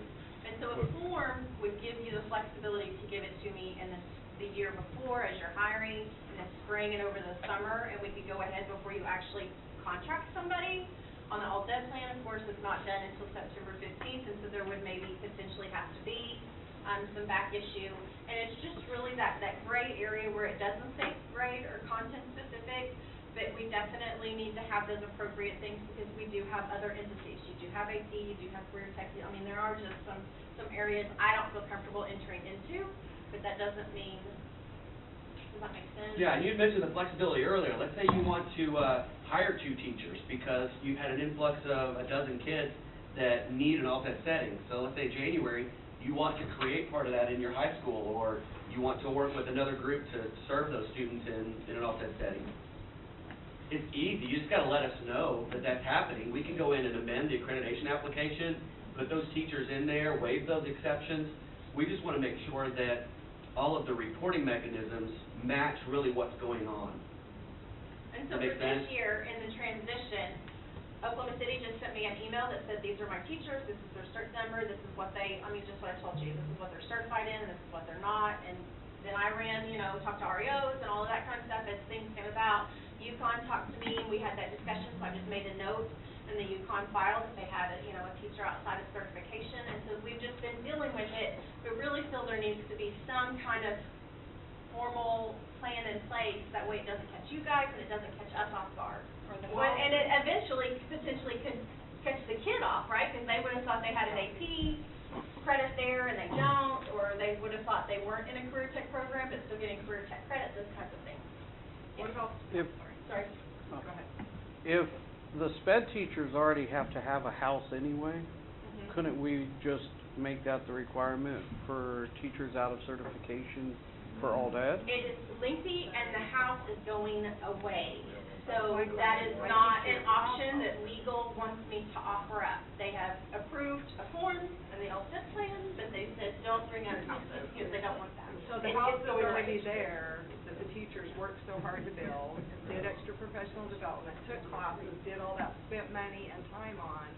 you're saying no longer are gonna cover, I mean, that I don't think is fair to the teachers that spend all the time building the houses. Right, and still keep, Yeah. so, I mean, as a personal, I mean, that's something that when you turn in your form of the all-dead plan, you definitely say they went through the process under No Child Left Behind. But, I mean, and of course, I would be way more comfortable doing that, knowing they had the courses and they had that I just don't want this blanket, here's the course code, but go forth and be happy just because we have this rule. Yeah. Could the teaching certification grant them alternative ed certification in the house-built area to be only valid for alt ed? Right now, we already have that flexibility, it's just not on the teaching certificate, and I don't believe we have anywhere in law, like, I mean, I know some states have an alternative education certificate, but I don't believe we have anything in the law right now that would even allow us to make rules. So that would be a legislative and a more lengthy internal conversation before we went that route. So, I have a question. Is highly qualified staying with us? No, it's, Highly qualified is not. okay, There's a difference between certified and highly qualified. right. Well, right now, there's folks calling me about exceptions showing up because my teachers are not highly qualified and running a co-op, and they're like, what are you doing down there with teachers that are not highly qualified? And I'm like, That's the process we're talking about. highly You just gotta qualified, tell yeah. us they're Okay. teaching outside of cert. well, they're not. They're not. Other than maybe some of the elective stuff, maybe, but. And that's okay. I mean, the whole point is you've got the flexibility Yes, sir. to be able to teach core classes in an alternate education setting with any certified teacher. Right. You've got that flexibility in law. But our systems here, our software systems, data collection systems, we can't just go in and flick a switch and say, okay, if they're an alt-ed teacher, this doesn't apply. Yeah. There's a lot more to it. So basically, it creates an exception that says this is not okay. And then we'll go in and waive that exception and put a comment in there and say alt-ed setting. Okay. So that when the REO comes out and they look at their exception report, Right. yeah, your teacher has an exception because they're teaching science, but yet they're marketing certified or business certified. That's okay because this exception's been waived, and in the comments it says alt-ed setting. Okay. So I need to call you on those? Yes. Or I- go through the I would look at the REO exception report that you can run in the single sign-on. I can't. Right. So you But just have to my get with your- 9 school districts Yeah, whoever call your me and administrator has they access see to them, that, yeah. run it, Yeah. okay, before your REO comes, and then make sure that all the exceptions there, that either they're in an alt-ed setting, or you may have an exception on there that says, you know, this teacher doesn't have any certification. Their certification expired in December of 2017. Okay. That's an issue. So we can't just say, oh, well, they're an alt-ed setting. Right. There's a law that they have to be certified. Right. They're certified expired. So the RAO can okay that exception on their visit, or it needs to be They can. It's nice if you look at it prior to the REO coming, because I can go in and waive that. So the accreditation application date is typically due October 15th, or we extend the window now for several years to give districts additional time to fill it out. After you certify that report, run your exception report, okay? Okay. And you can call us and say, hey, I've got 5 exceptions. Or you can call me, and I'll sit down at my computer and say, oh, okay, you've got 5 teachers that are teaching out of certification area, an alt-ed setting. I can go in and do it right there and fix it. That way, whenever your REO is ready to come, there's no exceptions on your report. I can do that. Yeah, you'll have to call us or your REO can fix it. Okay. You can, yeah. You can call us with regard to the exceptions in your application.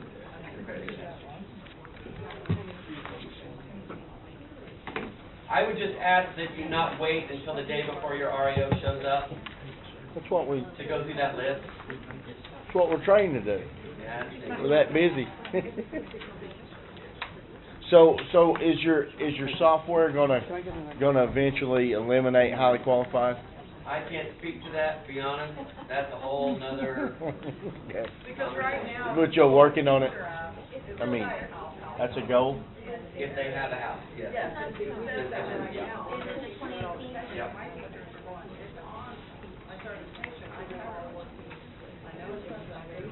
Well, the only issue, so any certified teacher, you're good, with the exception of special education, and that's tied to federal law. They have to have built a house or have the certification to teach special ed. They are, as far as No Child Left Behind is concerned. Okay, but On special ed, if they, for this are year, teachers allowed to this year, teach under I don't know, a possibly teacher? next year. Like if I have a teacher teaching math and For us to get science, ESSA like a co-teacher? implemented and see what it looks like. I don't know the. We want to give day-to-day flexibility to do that. And, yes, that only, they need that requirement. Justin, did you go to, Okay, did you go to Norman last week? so what I need to do is, moving on to the two definitions. We have talked in the past about a definition for credit recovery and a definition for alternative education. And we do still have a speaker, and we want to get you out on time. So in your handout, you do have some, an article on 17 tips at both the district level and at the school site level that make for quality credit recovery. And of course, because you're alt ed and you know the law and you've got your rubric, you know what quality alt ed looks like. So what we would like for you to do is under the, I believe it's on the evaluation recommendations, we have proposed two definitions, one for credit recovery and one for alternative ed. So between now and our next meeting, we want you to look at those two, look at the wording, look at what's included, what's not included, based on what we know about alt ed, and based on what happens in your district with credit recovery, and email me your comments, changes, suggestions, and we will revisit this again at our next meeting. Do you have any questions about what your homework is? Okay, because we feel these are really important, and we want to be inclusive of all potential areas and avenues, but at the same time, we don't want to be so broad that it's a free-for-all and all dead, and that doesn't give some of you a clearly defined path for the type of student you're serving. And of course, okay, so, and then credit recovery, there aren't really any official definitions out there, so we've just kind of formulated based on conversation ones. But again, wanting to look at what's actually happening, because we know that there are some credit recovery programs that have the alt ed title and using alt ed funds, and so we just want to make sure that we are being fair to everybody. Questions? Fantastic. Okay, but as we're talking about credit recovery, we have a speaker from the Statewide Virtual Charter School Board. Statewide Virtual Charter Board. They house and we're tasked with online supplemental. Has anybody not heard of online supplemental? Right? It's where kids can come in and they can say, I want to do football and everything else online. That's fun for you guys, right? That's a really bad example, by the way, which is why she's going to tell you. But it is an example. And so she's going to tell you about Obama online supplemental, and she's got PowerPoint, and you know how to work that. You have something, yeah. Okay. And I know there was a lot of discussion just a few minutes ago about how to qualify, certified, and you may already know this, but the rules are different for online classes. So if a student is taking an online class, that instructor is embedded in the course. Even if it's not called an instructor embedded course, so there are two models of online instruction. One is instructor embedded, which has a live teacher who corresponds with the student, texts the student, has video conferencing with the student, and they will be listed as the teacher of record in your SIS.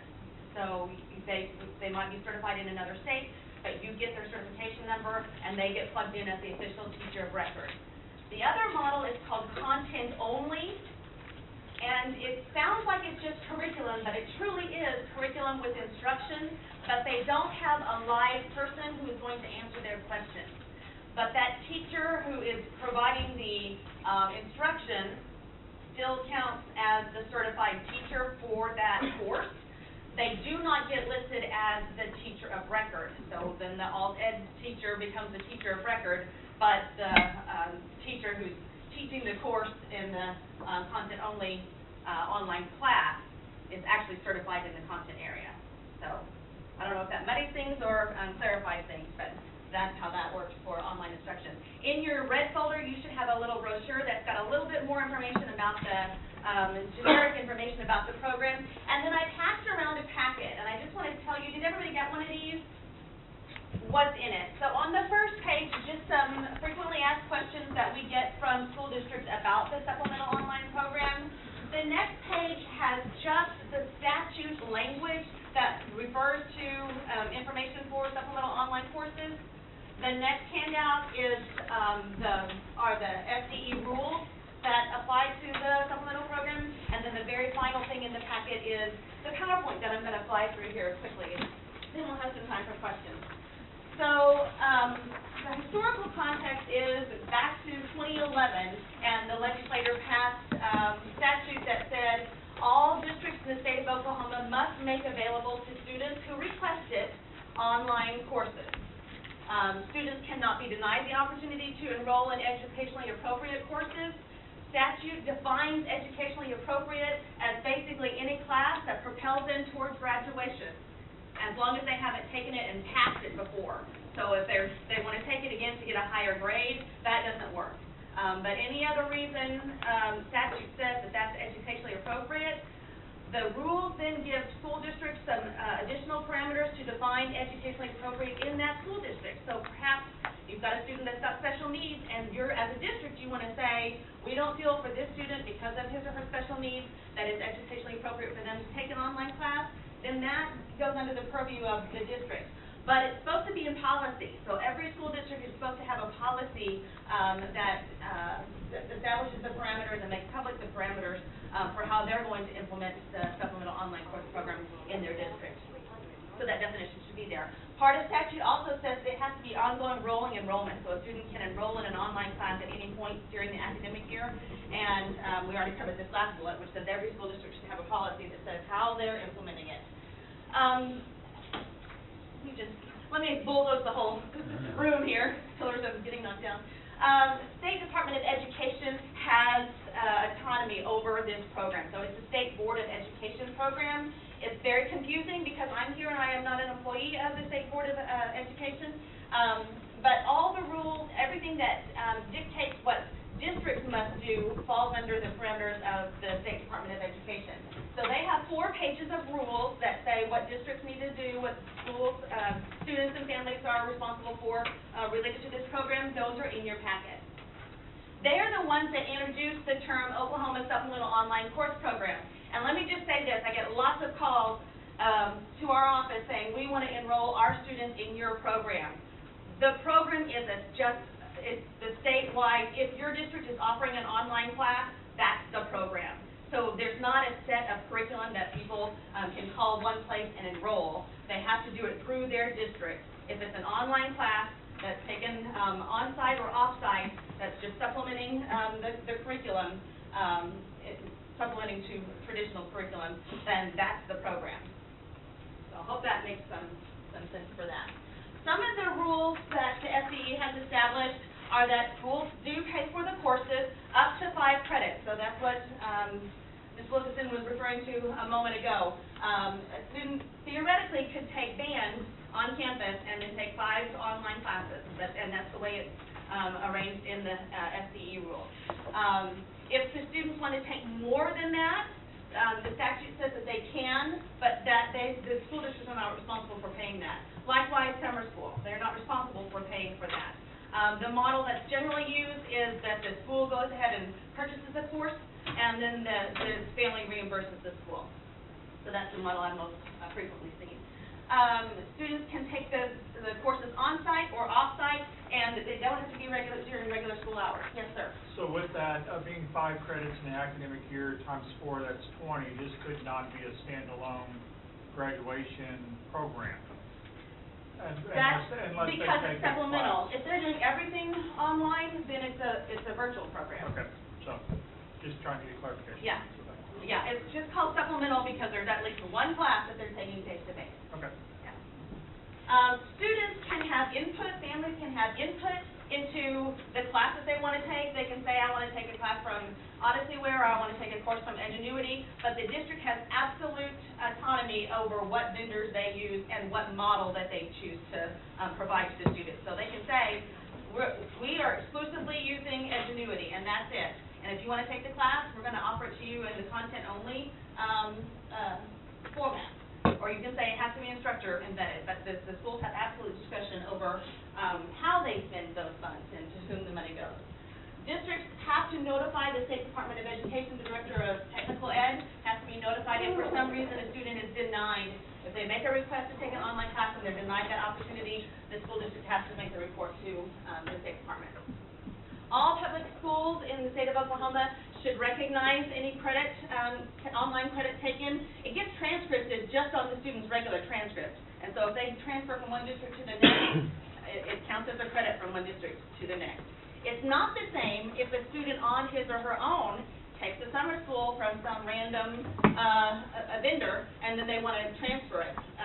So that's up to the school district that's receiving the student. If they've done that on their own, it hasn't been approved by any other school district, then they have a right to decide whether we're going to award credit for that or not.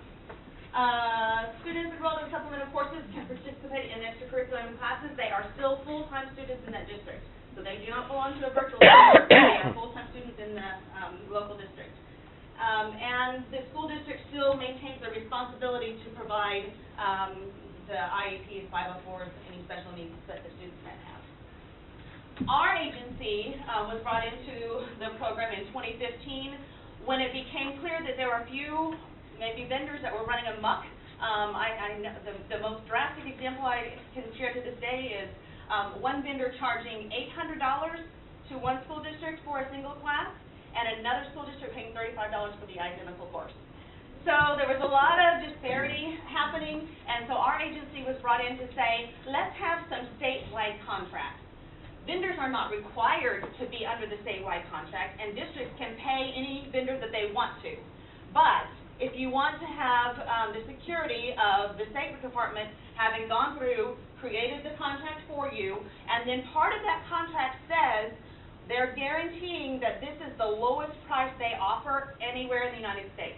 So if you find out that you're under state contract with one of the state-approved vendors, and you find out that the school district next door is paying less than you are, that's a violation of contract. And so we have leverage to bring that into alignment with what the guidelines of their contract are. So that's one benefit of the contract. The other benefit is if they are a state-approved vendor, all their courses have to undergo review. So Oklahoma teachers look through all of the courses and give them a score about standards alignment. So are they meeting state standards? And not just are the state standards kind of introduced into the class, but are they practiced in the course and are they assessed in the course? So there's a score from 0 to 3 regarding Oklahoma standards, and then they're also assessed on a national quality rubric, the International Association of K-12 Online Learning, that talks about best practices in online instruction. Lots of those best practices are the same thing that you would expect in a traditional brick-and-mortar classroom. So students have to be engaged. They will get a low score if all of their assessments are multiple choice true false. They cannot have just the same old type of assessment. The presentations have to differ. Students have to, for instance, in a science class, it has to be, because it's Oklahoma, a lab-based science class. And it can't just be the students are going to theoretically do a lab and theoretically, hypothetically tell me what would have happened if I had mixed these two chemicals. They actually have to do it. So, you know, there's a video where the students are videoing their lab project, and they're doing their lab notes and all of those things. So all of those things are assessed, and the score is made public. So we have an Oklahoma online course catalog, and both of those scores are listed. So the score that they get for their Oklahoma standards alignment, the score that they get on their best practice rubric. Additionally, beginning this summer, which is very relevant, I would say, for all ed people, the completion rates, successful completion rates for all of the state-approved vendors will be posted online. So the Oklahoma pass rate as well as the national pass rate. So you'll know, well, generally only 40% of the people in the nation actually pass this class, probably not a good investment. But likewise, you can see it's, you've got 70, 80% pass rate. Yes, ma'am? Do you have a list of the vendors that are contracted with the So currently, it's not listed there, it is online, so if you go to the website, which is linked in your packet multiple places, and you go to the catalog, there's lots of filters, so you can click on the filter that says providers. There are only 2 providers that have their courses listed right now that have active contracts, that's Edgenuity and Apex. There are 3 more that are trying to get the last line signed with their contract, which is a lengthy process with the State Department. It's not the State Department of Education, it's OMES. Long process to get contracts done. But they're imminent. It should be any day now that we have Edmonton added, Odysseyware added, and Florida Virtual School Network. They have a huge variety of classes. And then, as I said, each of those vendors has 2 different models of classes, the content only and the instructor embedded courses, and then the prices then are listed as well. Yes, sir? Has there been any developments over the last couple of years regarding NCAA and a couple, 3 years ago, we looked at their long questionnaire and decided not to go there. I know Union at one point, I think, last time I was gonna call it, because I heard they were gonna start telling their students, do not do online. They were trying, if you're NCAA. Some online classes are not recognized by NCAA, Well, even if and they some are. Well, right, so take a vendor that is, the NCAA has a long questionnaire where you're proving teacher-student contact and, communication and that integral piece. So the catalog does indicate whether that specific course has been designated as NCAA eligible or not. Then the school will have to prove with NCAA that. Well, not necessarily, because, for instance, the instructor embedded model. Okay, correct. Then Right. you want to pay for their instructors. Right. The number one thing that I've found with that is if a kid is taking a online class, the NCAA requires them to not be exempted from any section of that class. They have to take every element, and you can't exempt them from the lesson, even though they show mastery in it or whatever. They have to take every single item of that entire online curriculum, which gets extremely tedious. Well, then they want the transcript to say online. There's no pretest out on that, so if you have a kid that's NCAA eligible or wanting to go that route, if they enroll in a course, they take every single assignment on that course.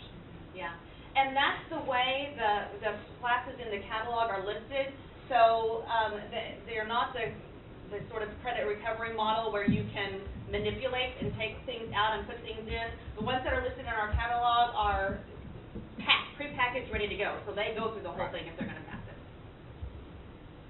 Okay. We've kind of already gone over this. We are always looking for course reviewers, so if you're interested or if you know somebody who is interested, people have to be content certified, and they have to either be teaching in that content area or teaching that content area in an institution of higher education. So that's the qualifications for our reviewers. And we do pay them, and you can earn up to $5,000 a year as a course reviewer. You do it in your pajamas if you want, on your own time. So that's my little plug for course reviewers. And we've already talked about the course review process. This is just a screenshot of what the course catalog looks like. You have one in your handout as well. But if you can see the dark blue, this is where I get a lot of calls from counselors. The dark blue box that says course details and price, you will have to click that for each individual course, and it will tell you what the price is for the instructor embedded model, what the price is for the content only model, and it also tells you who to contact so that you can enroll your students in that class. So a lot of, and this course syllabus is listed there as well. A lot of information in that catalog. So these are some of the advantages. I was trying to leave on a positive note. We talked about the negative right up front, but it does provide an opportunity for credit recovery and credit advancement. And the big thing, and the reason that the program was implemented in the first place, is to broaden the curriculum. So if you have students that want to take a different kind of an elective, or they've got a kind of a career path in mind, and there aren't those opportunities for electives or advanced science classes or advanced journalism classes that they might be interested in, really the sky's the limit for online instruction. Or as Ms. Wilkinson mentioned earlier, to have a certified teacher provide instruction for a foreign language class. And it doesn't have to just be Spanish or French. There's a whole spectrum of, Chinese, Latin, Russian is even an option there. And then just my contact information's on the back page of the handout as well as in the brochure. Yes, sir. So if I have a student and he comes to my campus and takes instruction but also wants to do this, is this applied towards the 4-hour, 12-minute minimum for attendance? Yes. If they're taking an online class, it counts as if you count them as if they are on campus, even if they're off campus. Even if they're off campus. And then each district would have their own kind of attendance policy, but every week the online provider gives you a status report that tells you whether they're on track for where they're supposed to be or if they've fallen behind. And a lot of times the districts will use that in attendance. So if they've fallen behind, they start saying that they're not present. And Did you have something to add to that? So that report comes out weekly? And we do have blended programs out there that offer, I don't know, for those, they're utilizing this, but they are utilizing online, and so but we just need to be cognizant of the type of kid that you'll still be held responsible for the counseling and the life skills, so that schedule may be not, they just have to know that they're still, as an all-day kid, responsible for everything all day kid, yes. Correct. Any other questions? So the Florida Virtual School Network has been aligned and they cover Oklahoma academic standards as well? Well, we will find out. So once their contract is submitted, before we put their things in the catalog, they send us a crosswalk of how their things align. We look at the crosswalk, but then we start doing the formal reviews. And the formal review process does take a while. Each course, it takes up to 3 weeks to complete the review.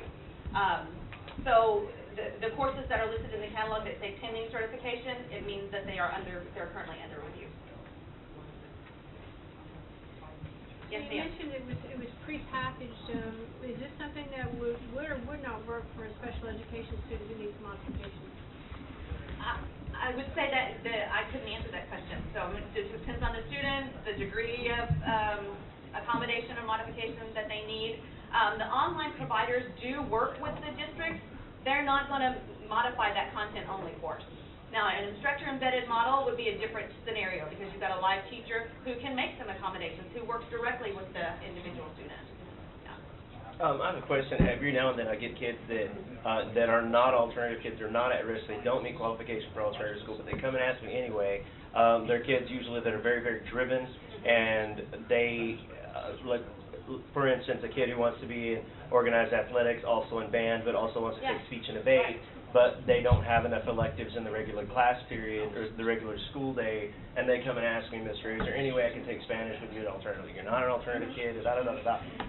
So essentially a kid can take, if their school district only offers 7 hours, but this kid wants to take their foreign language through this so that it opens up another elective so they can do speech and debate during the week. Yes. That's possible. And the district can choose to pay for it, but then they won't be required to. So if the student's taking additional classes beyond the regular school day, they're taking 8 hours Sure.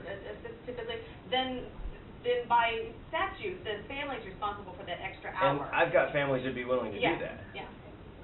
Okay. And I know school districts that have said, there's one student in outside of Enid, and he's a 7th grader, and he's already advanced all the way through all the science curriculum that they have in the district, and so they're just paying for every science class that comes along because he's just adversely consuming all of these classes, but they're not putting the limit on what he can take outside. Great. He's so advanced.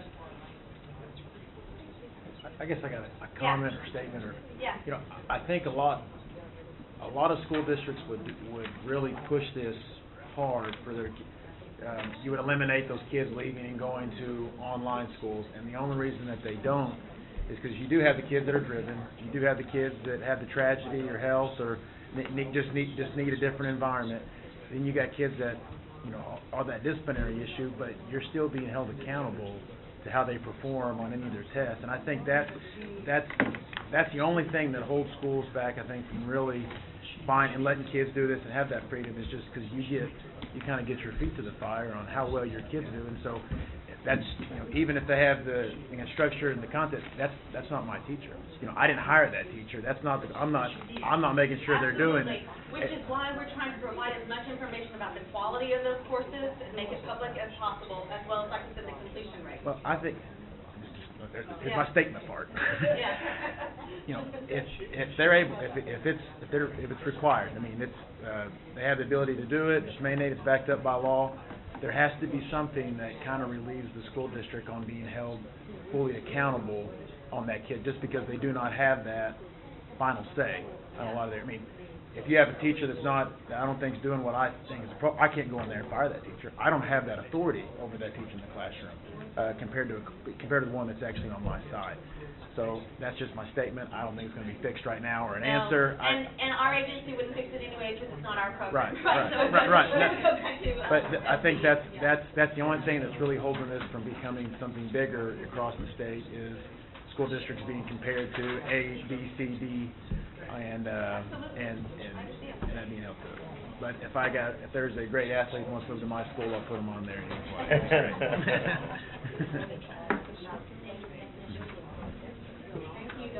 Thank you so much. Appreciate that information. And I want to say thank you to Cheryl and to Justin for leading the working group and sharing out that information.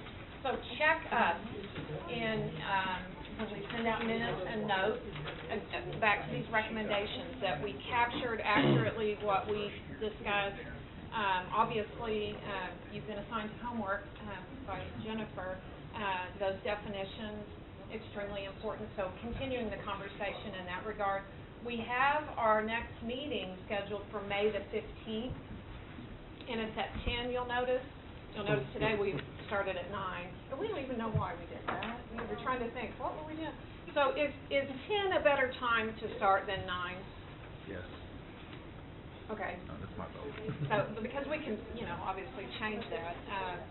The 15th, we'd like to be on that Tuesday, but, again, May 15th, if that's not preferred, we could change that, I suppose. But I just love it that you continue to participate and stay engaged, so certainly want, the same turnout, when we continue to meet in May.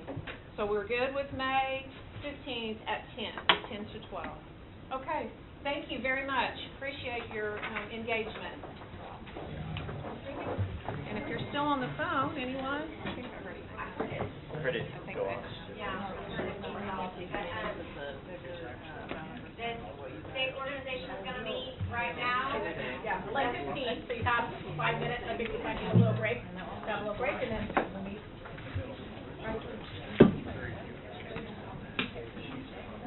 Did anybody say or I'm not opposed to anybody seeing, right? Yeah, anybody can say it. Huh? We're not adjourned to executive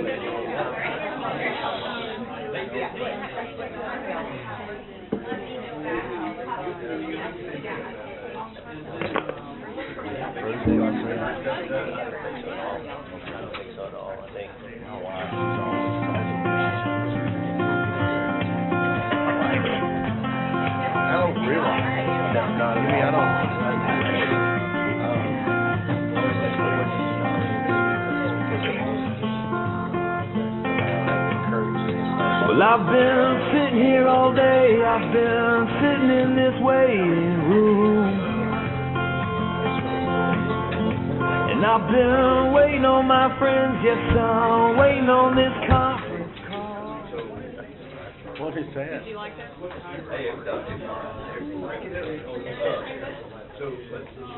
It encourages discussion. Like what you're talking about some of the fancy foot around stuff and the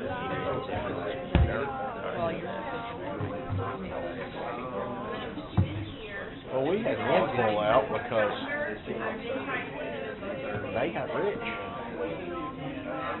And they're just going to do it all themselves. I mean, a pipeline running through their district, and they're like, we're better than y'all.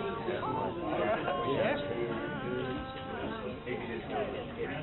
Well, the proximity is the situation, too. 30-minute bus ride away.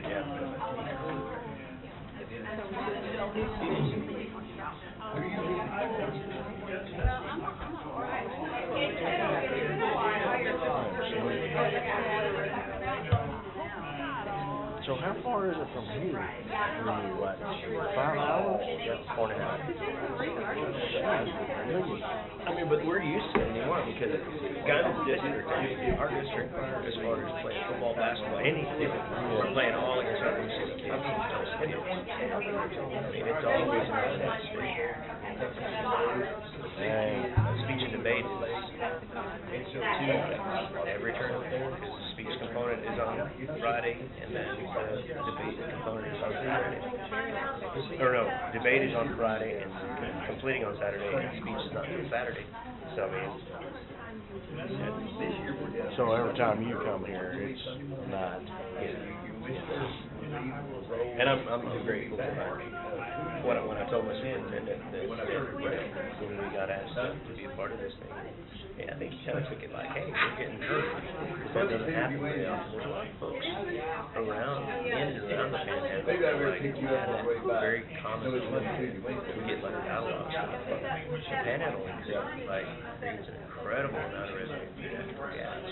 And there's a lot of folks that, our monies are going away to save those unemployed counties, those counties that have an unemployment rate of, 70% or more, and the highest, the biggest employer in that county is the school, and here's all of our revenue, we get left out, so, I was grateful that he said, thanks for that. Where do you usually stay?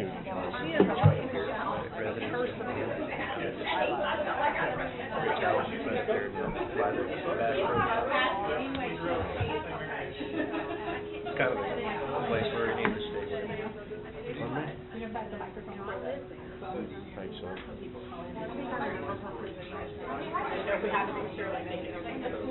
Yelling. We stayed at the Holiday Inn on 35, but it's real easy to get to, and it's real easy to get all straight shot to all that stuff south. Who told Hall that My boss, he was he's here? Well, not my boss, one of the guys with the Choctaw Nation. He's like, I always stay there because you get points. Like, points? He's like, yeah. I stay there so I get points, and I can use those points when I go to Tulsa to watch my grandkids play basketball. But normally, like yesterday, I didn't leave my school until 2 in the afternoon because I want to make sure that all my teachers get through at least their lunch period, they get time to do everything. So I left at 2. You drive 4.5 hours to get here, and I don't have any inclination to go to the shop and go do anything. I get to my room and just. Is he talking to him now? Check in by or 7 did he or take so. them? It's a long drive. And then today, as soon as I get out of here, I'll make a couple stops, and then I'm beating it home. We left. I started school yesterday and got here earlier because I wanted to see that boat. We come up here and had to park out here and walk over to the Capitol. Couldn't even get on the floor. I mean, you couldn't get it out. It was tough. But after that, I got family down in Norman. I have an aunt that works at OU, and we went and ate dinner with her. But usually we come up here and my wife, she'll shop. But I just walk, or if she's with me. If It's just me, funny I go that back they, to work. Right. when I did my accreditation, I had a 49 pages report, and the guy he starts with the first teacher. And I pulled out the law, and I said, it says right here, I could have the teacher's teacher. And the guy said, ball game and a cold beer. well, no, you can't. I needed that yesterday because we had some time. Just We what it went to says Penn here. Square. And she's pretty frugal. She's like, No, oh, but I we go to think this Dillard's was to the look first at, time that to look at because stuff of, for, child left well, she behind found a little earring being store, away. it was like buy three, They get don't have free, one of those anything deals, else, so I didn't have. And I thought, I'm never gonna get out here, so I just started making laps. But because of that, they had he them didn't look at massage any of the chairs, other but stuff. there was like four or five little kids and sitting in them, you know, chilling. I thought, heck, man, I'm just gonna walk around, We're sorry so for I these stressing made that out. loop and watched that store so she come out, but Could have been other I'm not gonna go exceptions you shop. could have looked at. But on the way out, she was like, oh, I wanna go to But Dillard's. certification wasn't the only one. My daughter, she's got some patent leather boots that were hand-me-downs that, you know, that patent leather just, junk. They look awful, but my daughter loves them, and I don't Okay, it's care. 11:15. That's the time we She scheduled wanted to to go to start. Dillard's. And I said, you're not gonna buy anything today. I said, let's go to the shoe cart. So we go over there for $20. Yeah. But if there's music that no one has called in, we cancel if you're okay with that. I'm trying to leave it in a minute to make sure they're probably, I don't want anybody not to be able to call in, but, okay. I just want to make sure I didn't push a button to make them hear us or whatever. Okay, so welcome, to our meeting, to get planning, got to get moving on, get some things going in our organization here. And I think Linda's taking notes for us, and thanks so much, Linda. So we'll call to order at 11:15. You know what I did not do? I sent the minutes out through the email, but I did not print them to bring them. So you guys, we can, if you want to, table that to bring them for next time, or if you guys looked at them in the email, we can approve them. So what you feel more comfortable with? I second. I looked at them. Okay, so you guys looked at it virtually. Sorry, I didn't even think about printing those off. I don't know why. Who made the motion? Travis Green. Thank you. And who seconded? Mr. Reed, Okay. Who All right. seconded? Mr. Reed. Jack Reed. Mr. Reed. Yeah, and we'll try to say our name when we make a motion or second it, since Linda can't see all our little name tags sit back there. Okay, I'm gonna look at yours a little bit, so I passed that. Okay, so perfect, thanks for that. Just for a quick update, so Linda and I are working on getting the checking account set up. We're gonna meet, I think February 22nd is what we kind of have tentatively to head over to the bank. We were planning just to use, I think, Arvest Bank, because that's one that's pretty much everywhere, so that way if the treasurer transfers it another year, I think we should be able to still access branches pretty easily. And I'm still working to try to see how we get that $500 grant that they said from the NAEA. They said it was on their website, and I haven't been able to find it, so I reached out to Denise Riley to get more information about how to do that. She said it was still available, so I'm not anticipating we'll have challenges with getting that. We just have to figure out how to do that process. But we'll get that, hopefully that grant started and get a little bit of an account going. And then this was brought up in the meeting before, but I just wanted to remind everybody about that national conference coming up March 5th, 6th, and 7th. And so I think those people that are going, we might want to think about how we could bring some of that information back to the association. Maybe that's something that we look at for the program for our next meeting, is sharing out some of those best practices that we learned, since everybody's not able to go. That might be a good thing. And then does everybody have the information about how to join the National Association? It's just naea.org, and then it just says join. If you haven't done that, that's real simple. That's the only updates I have. And so we'll go through the committees, and there might not be, because we haven't really set a lot of goals and such, there might not be any updates for your committee. I just thought this would be a nice standard practice at our executive meetings, just let everybody give an update. So, Jimmy, do we have any updates from membership? I don't. I received an email yesterday, and I was driving when I got it. I thought about the last second. I was like, I should have told him, because we do have, you've done some things though, so share with the group like what you've done. Just really simple, just put together very, very rudimentary, just information on what we need from people that are wanting to join. Basic. I mean, I don't even know if we went in that much detail of demographics, but just wanted to really talk about, like, this is what we're getting started here. I mean, if we want to have a voice in some of this, then this is a good place to get started with that. So I haven't even looked at it. I don't know if we have anybody signed up, or who's signing up yet, or but that's definitely something I'd like to have homework for, to have something to report next time. Okay, yeah. I actually told I had PD yesterday, and I told my whole staff about it, and I told them where to go to sign up off the State Department website. So I am gonna send out the link also in an email later today.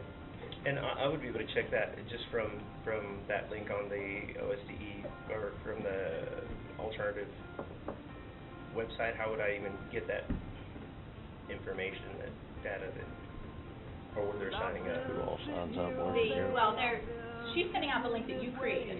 Okay. Right, so that's what she posted on her website. Oh, okay. But So like, that do we, link do we have a is the same list link. of membership though? Is that what you're saying, Jimmy? Yeah. Yes. Yeah, so Jimmy created the survey, so he can go into the survey and pull it. Okay. Yeah, and then on that we asked, right, like, do you want to be part of one of these committees? So then we're hoping, because right now I think the committee chair is like, you're a committee of one at the moment, right? So we're hoping to get some interest, and that's great, like, to send out to your whole staff, because hopefully we'll get, like, different people that will want to help, do some of that manpower there to get us going a little bit. Yeah, so that can be something, so Jimmy can pull that, and if you, I can show you how to do it. Okay. I told my staff I'd cover the cost this year. Oh, yeah, good job, that was Yes, generous. that's very generous. So then if you pull a list of membership, can we see that membership then?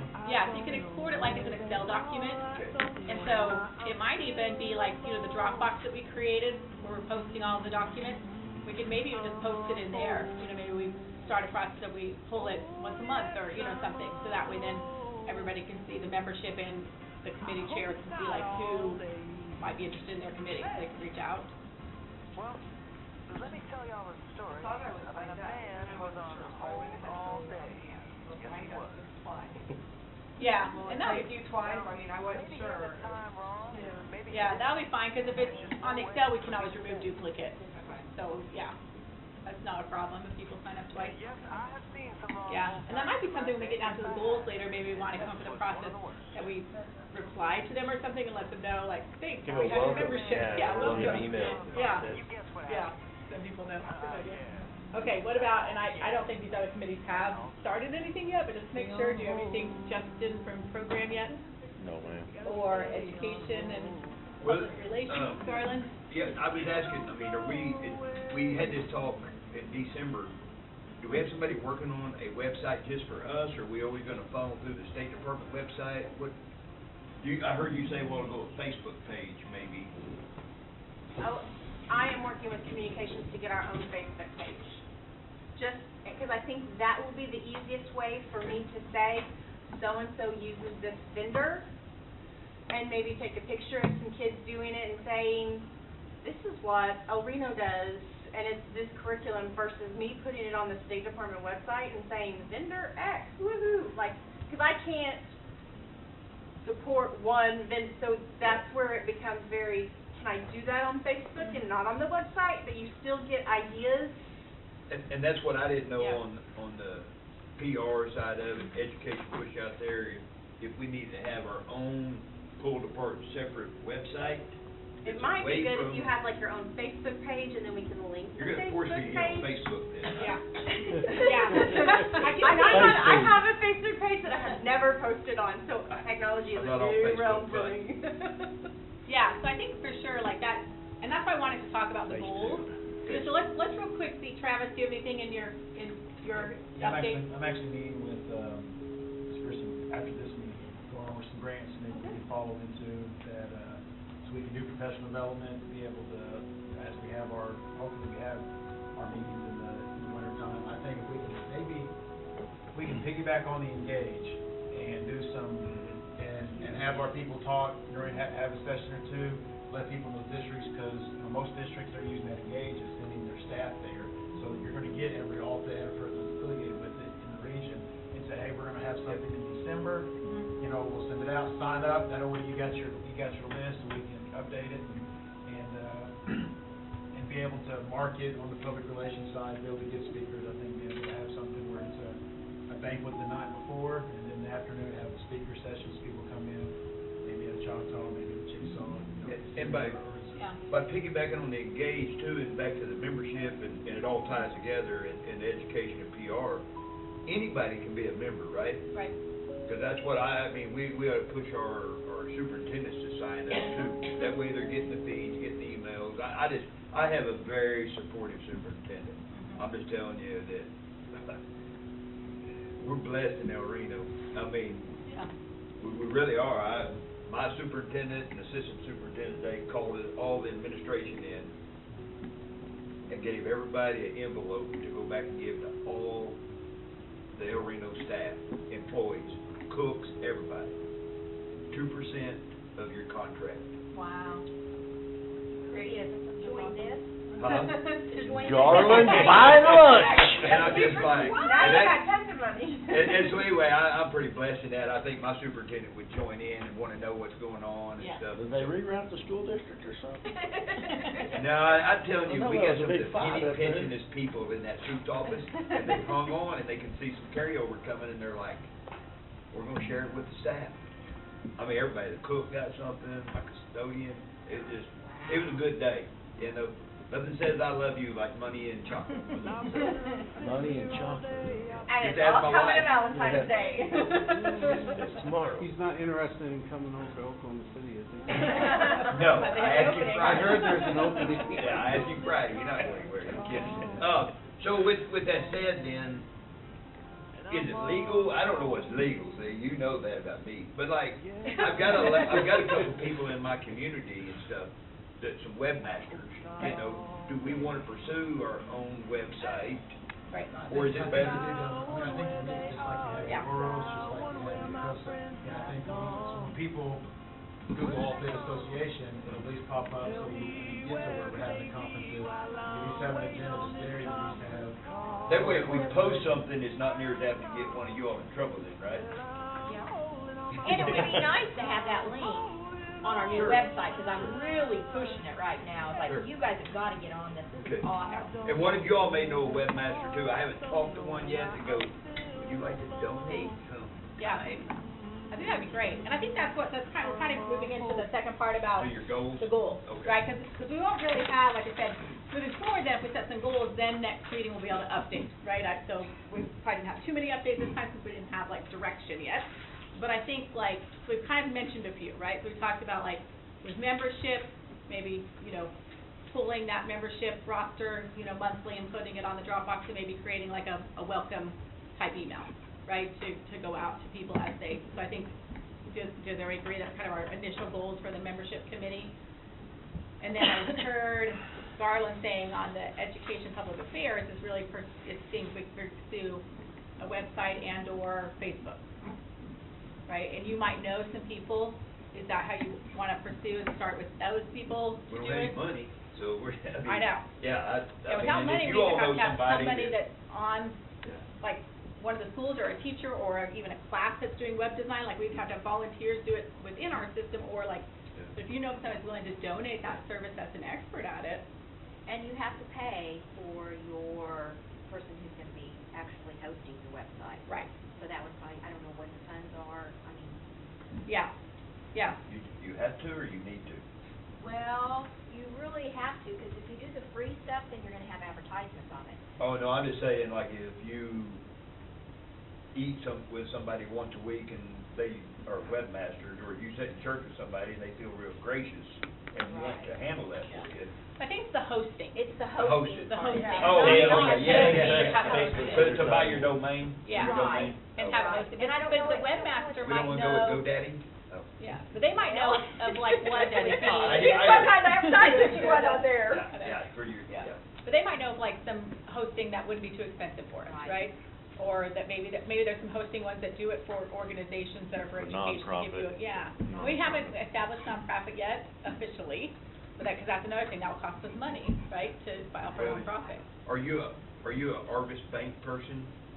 I mean, do you have, Yeah, I have an account there, and that's where we're planning to set up our association account. Is that I'm just okay? thinking we need somebody to help pay for something, I mean, Yeah. I'm a bank first person, so I mean, that, they run a lot of ads, so that's what, you need a banner up there that's paid for your website, Yeah. I'm just thinking out loud. Well, I don't think, I don't know how do banks only sponsor people that have checking accounts up there? I mean, I don't think it hurts to ask anybody for money, right?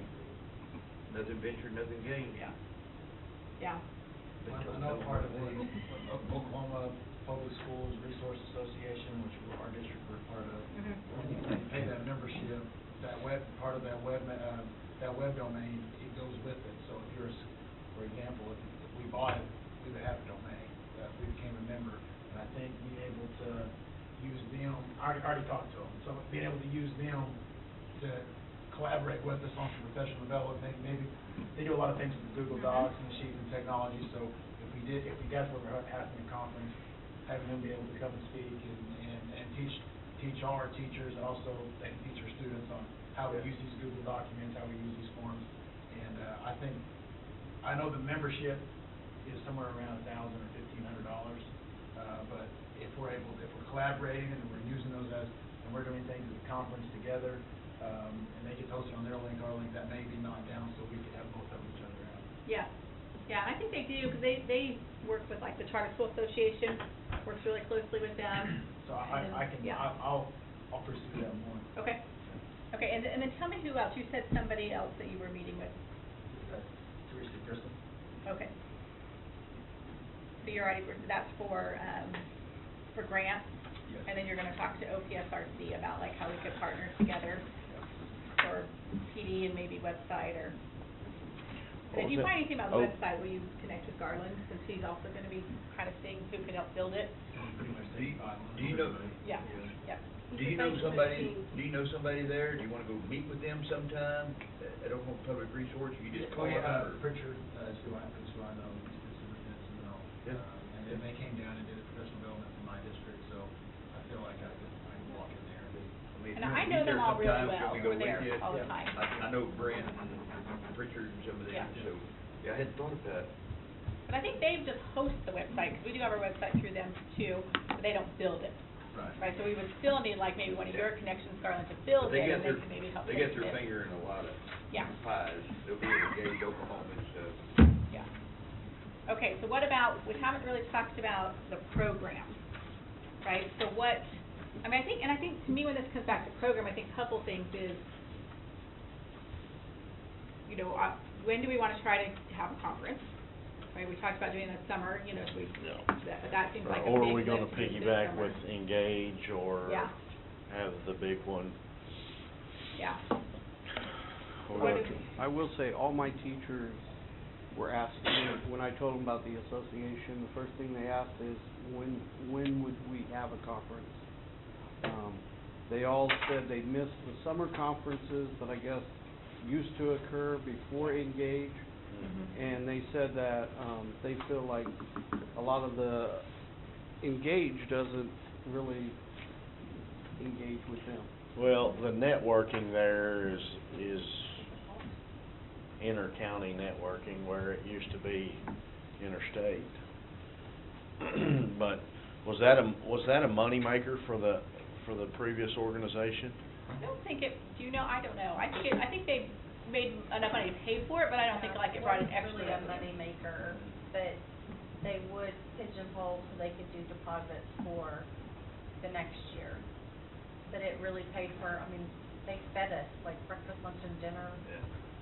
We would have alcohol at one point. I mean, I'm not saying that, I'm just saying that, I mean, it was pretty, and then it was what, 2-3 days? I mean, it was, and then it was alt ed presenting on how alt ed does standards, how alt ed does life skills, how alt ed does, I mean, so it was, but I've heard over the years that most people need Engage OK, because you know, administrators need the TLE, and they need, and teachers need all of the different standards updates and all those kinds of things, and then they need the alt ed then to come overlay that, and how am I gonna take this and make it alt ed best practice appropriate and that networking. But Engage OK, it was always really, even when we were at the Cox Center and everybody was still in just one location, when it was Vision 2020, it was hard to network because you had so many thousand people running around, and now you're regionally, so you get regional network a little easier than. So, But if we can utilize doing regional meetings, but still that's just regional networking, but.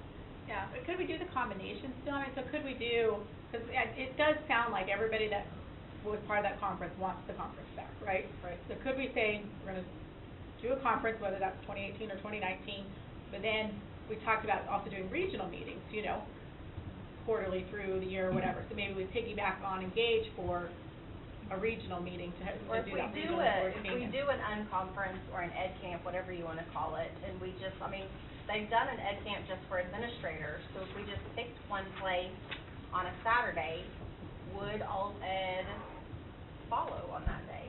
Would they, I mean, 'cause that's typically where they're at, the next one's in March in Norman. It's easy to get numbers when you're getting any educator in the state, but would it be beneficial enough for me to reserve a career tech on a Saturday? And I don't even know if I can on a Saturday. You know, the last one I remember going to, the attendance was pretty spectacular. Right, I just don't know if coming back though it would be, but even if you. Gradual. Yeah.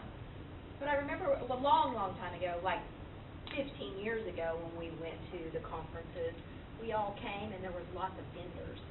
That's what was so beneficial, is because we could go through each of those vendors and go, oh my gosh, I didn't even know that was available. And that's one of the things. That's where you make your money. And that's one of the things, if you're thinking about a program, and some of us is old school, have been in it, we've seen Adolph, you know, or, the third come walking out and do his deal. That's, you know, August of 19 or June of 19, because you gotta go gather some, you know, that's a lot of money together for that deal. Yeah. You gotta go start hitting those vendors, all these people that are, you know, you guys gotta go through a vendor list. The nice thing is, because they're not doing Vision 2020 downtown anymore and that stuff, there may be some vendor area in there to go get them. I mean, they get hit for money all the time, but that's a full year of planning probably for something big like that. Yeah, that's what I was thinking. You be the big speaker the first year. And we'll just-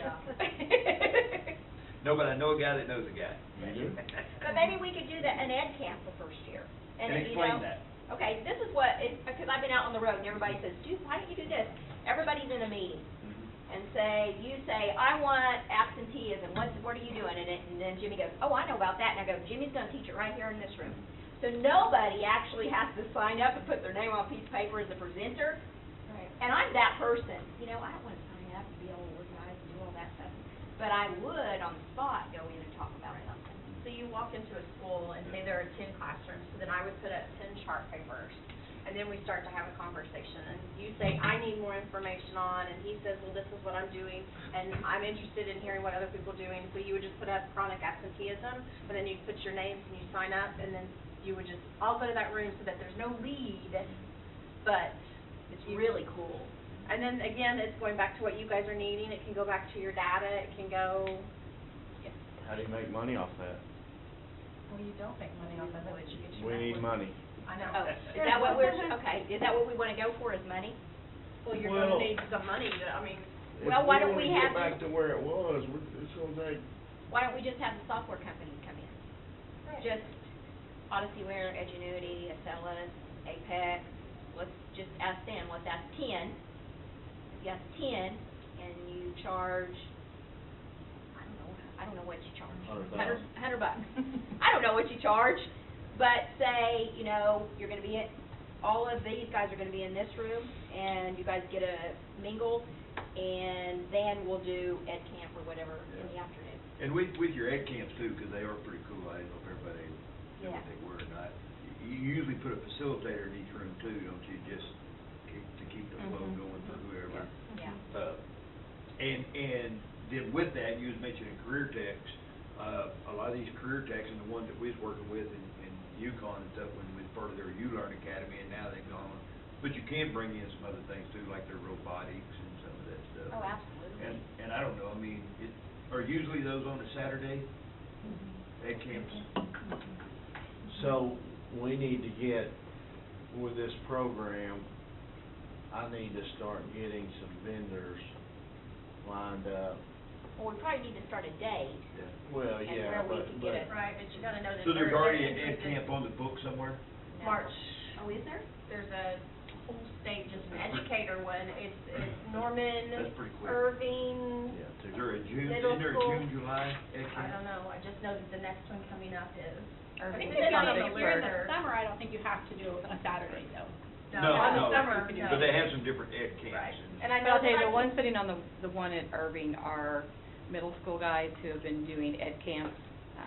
A lot of them are in OMLEA, and that's, I mean, so a lot of people that you would know, and they do a lot of the, Twitter, Q&As and stuff on Sunday nights and all that kind of stuff. So those are the guys who are doing that one. So if you wanna see it and see what it looks like, they are guys who know what they're doing, and they put them on around the state. And I do get career text for free, so even if you just did it a day in the summer, then, and it used to be in June, or the first of June or first of July, when we did those big deals. Yeah, So conference? just 'cause I know those Was guys, right and before they're school quite a started. mess, but yes. No, a long time ago, like 10, 15 Oh, years yeah. ago, it They was talk in that one huge, too. it had motivational speakers, and, I mean, they had vendors, they had jewelry vendors, and they had all sorts of, I'd say they probably had 50 vendors. I don't remember that. That cost a lot of money. Right. Well, I think it was $75 to go for each teacher. Right. And now you don't really have the funds, so I'm thinking if we go more informal, and I have Christ Joe Hendershot and have passed it on to cabinet. They will probably laugh at me, but I have Christ. If you're looking at something that's going on already that would bring all of these online vendors in, they're more likely to want to be here for us, kind of smaller, big user, but a smaller group, because their rep would already be here from wherever, you know, Arizona and all those places they're at. So if you could look at some things that, like COSA workshops, that are conferences in the summer, or anything that OEA might be doing, or Career Tech, you know, they always have our August conference, first week of August, when they come back, then we might be able to slide into something they're doing. And just at the same time, and then you're more likely to get $6 plus bucks. And $400 or $500 would be nothing to those companies. Right. They're making the $2 bucks. Right, because I can't remember what they The- paid for those tables in the exhibit hall when we were at the Cox Center. I mean, they were paying $1,500 to $1,000 for a table.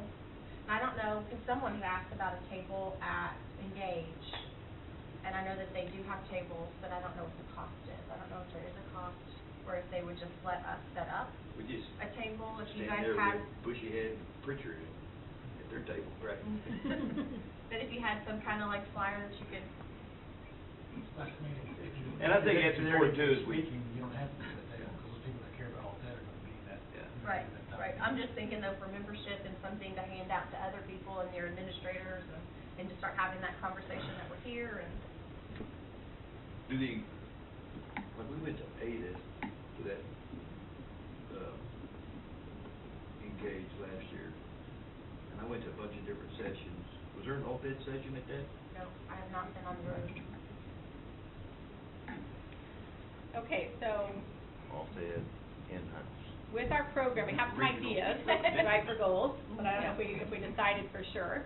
Because I think what we have in our bylaws is our general meeting, right, is in the summer, right, which I think our intention was that would be, we would do some sort of a conference or something where everybody's there and then have the meeting, you know, as one of the sessions or, you know, what have you, at the beginning or the end. So are we leaning toward trying to do like an ed camp type thing this summer and then do a bigger conference in 2019? Is that what I'm hearing?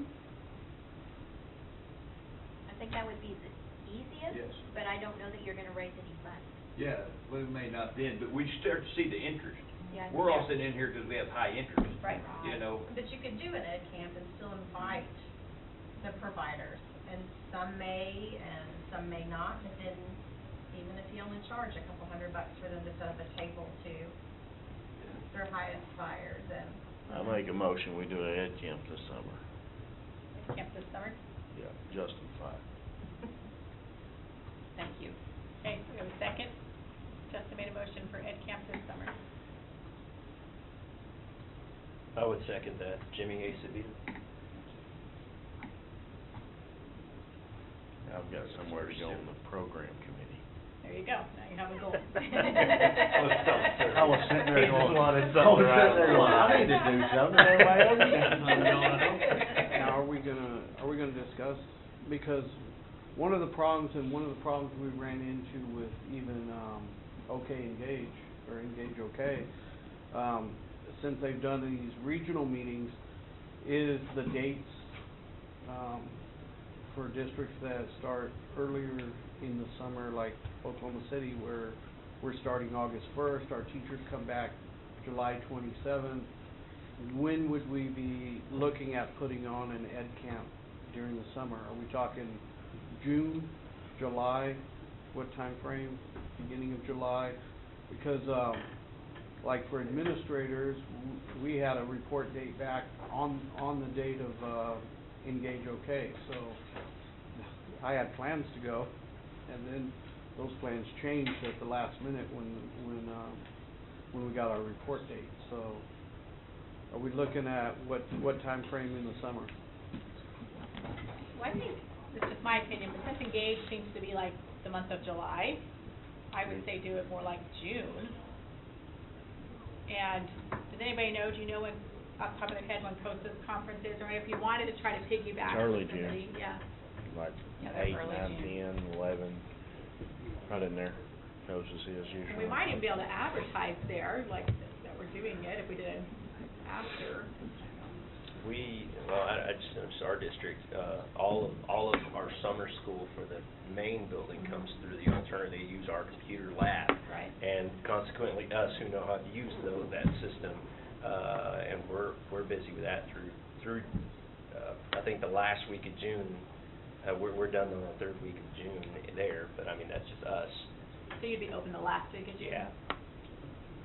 Or even if you did it like the last week of May, people are still kinda, everybody seems to be out by then, but summer school might not have started yet. Yeah, we start right that next day.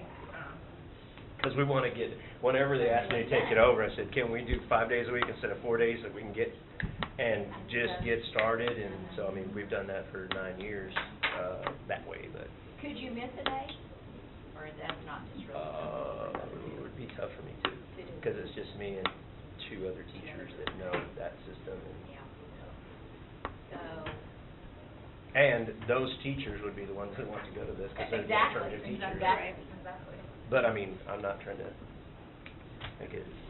We have like 4 PD days right at the beginning of school in August. I mean, my teachers, like you said, are always wanting relevant PD for them.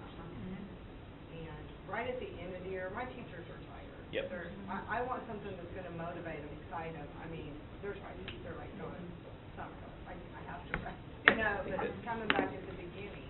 I just don't know what everybody's districts are doing with the PD days at the beginning. But if you had time, you could plan your PD around it. Yeah. And I remember, and it was motivational. I mean, like, most of the programs, I mean, you know, Edmond Boulevard Bears all came in those stupid, ugly Boulevard Bear t-shirts. And, I mean, like, y'all all had matching t-shirts, and you were doing teamwork and stuff. They were just ugly bear heads on them. Well, all of the Engage is in July. Yeah, I think Like July. 2 weeks in If July. we were to. COSA's June 6th and 7th. I mean, if- 'cause even if I'm back and I had a conference to go to like this, my admin would be fine.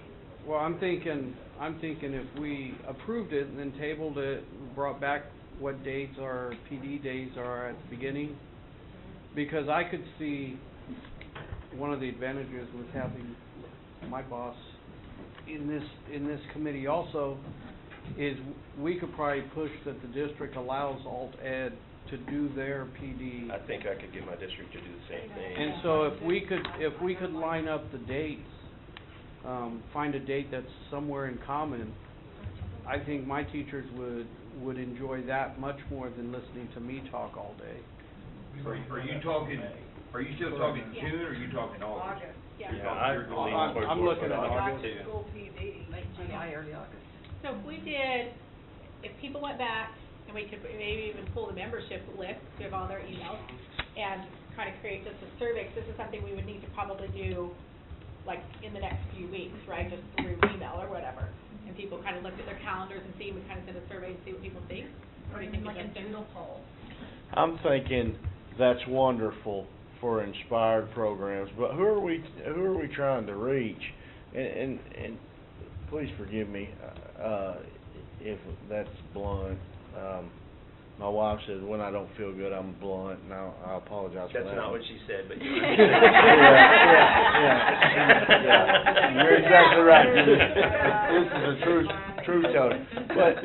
But I'm thinking, you know, the person that needs the most help is not, I mean, and I know it's a generalization there, but that coach that's been put in Alt-Ed that don't know a thing about it, and a little public school that he's going to get hired or fired on his win-loss record, and he's a baseball coach and it's baseball season. Well, summertime's when we're going to get him. You know. What do you mean by summertime? Are you saying June rather than August? Yeah. And I love the idea of August too, because the Alt-Ed teachers are going to stuff that don't apply, and that's the not constant problem. that's not inspirational None whatsoever. of this matters. We Do go they and don't we let you doodle. do your own No. PD then in your district? No, and I think that's what would happen is, Is that- for my district, yeah. I would still be required to do the other. So Oh, now I I'd get be to double. have my own training. So I would rather do it We go probably to, in the we summer. go to the big co-op, but then we pull over and do Do our real own world. stuff too. Hey, I better not quit my job. There's I no got reason 3 why years. we still can't do a Well, dead I'm saying. camp in the summer and you guys do something in August. I mean, if we're starting to get people used to it, that I have found that the people that are gonna come are the people that are active, and they're gonna come because I put it out on the listserv, no matter whether it's a PD or it's a meeting, because they want their voice heard and they want input into what they're doing. Can you say they have to come on your list, sir? Can we put it on the end of year How much form? trouble would you get into if you did? Bank of America always lists their mortgage payments, I'm gonna try.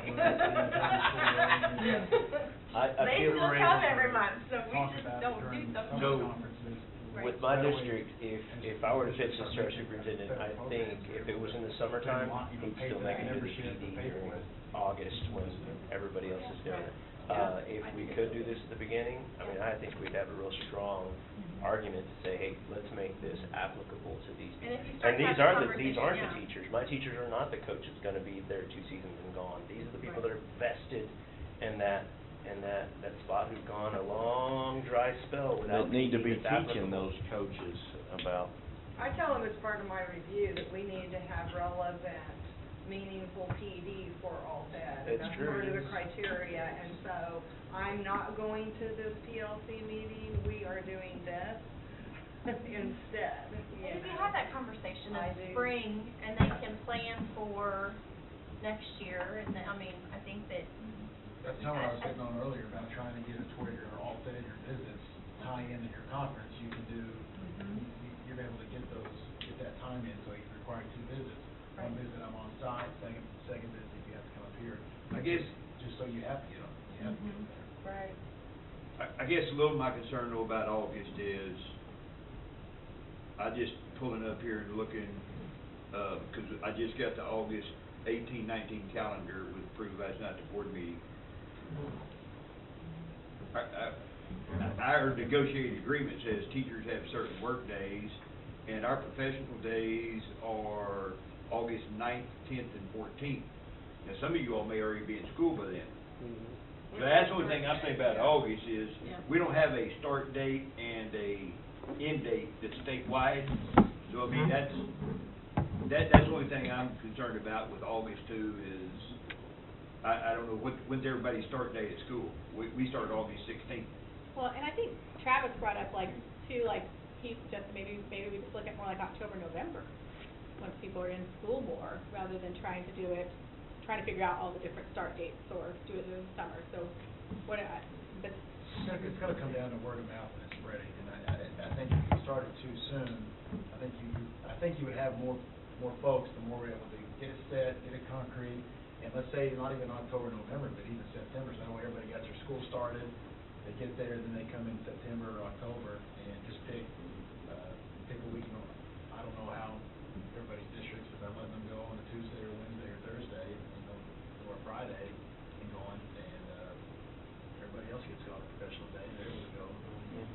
There's lots of, right, so we talked about lots of choices, and there's pros and cons for each, right, so.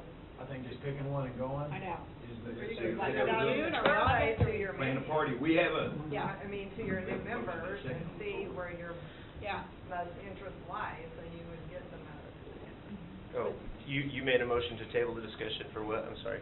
Well, I said we could pass the motion to have an ed camp and then just table the discussion until we brought back dates. God, but that's not gonna be for another 2 months. Yeah, if we do that, Oh, we'll that's do true. dates, we'd have to do, I think, through email, right? So and that's what Yeah. we were suggesting, if we send out. Just approve it, dates to be decided. Yeah. You Dates to could be determined. utilize, my webinar is the last Tuesday in February. You could piggyback after that meeting if people could log in. You're not just trying to Because- generate census for your webinar. But I'm just saying, I mean, I'm even if joking. you just logged in at 2:00, I mean, I don't care, I'm just saying that then you would be able to use a state resource because it's piggyback to Mhm. something that state is already doing for all into the ed. matrix. Then you guys Are would you be able to sure have you a couldn't send that email that says they have to? She could, but again, my mortgage payment might be late. But I'm just throwing that out there, that that's the next thing that I'm doing, that you can utilize state technology. To be able to discuss. So. And if we actually set a date today, and you got me some flyers, I still have 10 counties left, just saying. Yeah. Yeah, So we can't, the motion is about having ed camp in 2018 and having a full-blown conference in 2019. That is the motion that you made. No, nothing about the conference. He just made the motion for ed camp. Just Oh, ed the camp. ed camp, Ed okay. camp this Made summer. the- That's yeah. as far as he's committed so far for the program. We'll get Glad I that. clarified. Yeah. We may Yeah. disband by then, no. Okay, so the choices I think at this point are, we either just set a date and go with it, see what happens, it's never gonna work perfect for everyone, right? Or we go get some feedback, right? We send out a survey and see what people think. And then we, through email or right after this webinar, whatever, that we virtually kind of decide based on that feedback, so. Just set a date, we'll know by March 1, we'll send it out, by March 1, we'll have our date. By the end of Tuesday, by the last Tuesday in February, And you don't have to do that, I'm just saying that that was a way for you guys to connect. Right. because all your PD planning is gonna start in March. That's when everybody's gonna get things lined up for them, so.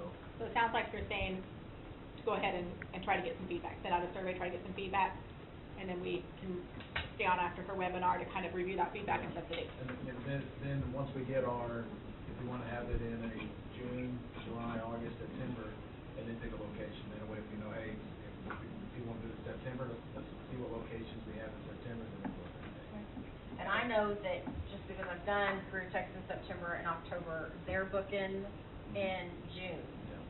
Right. I mean, because anything past that is where you guys see me have like this one random one here and this one random, because now I've got to work around them being back in class and sites, and so if you even want an ed camp on something, you have to do that pretty. That's true.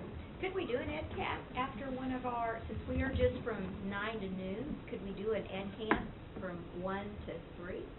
Yeah, I mean, I Right can do after that, our and we've regional talked meeting. about doing more networking kinds of things, just what that, but that's still regional to, I mean, Folks that can make it. right.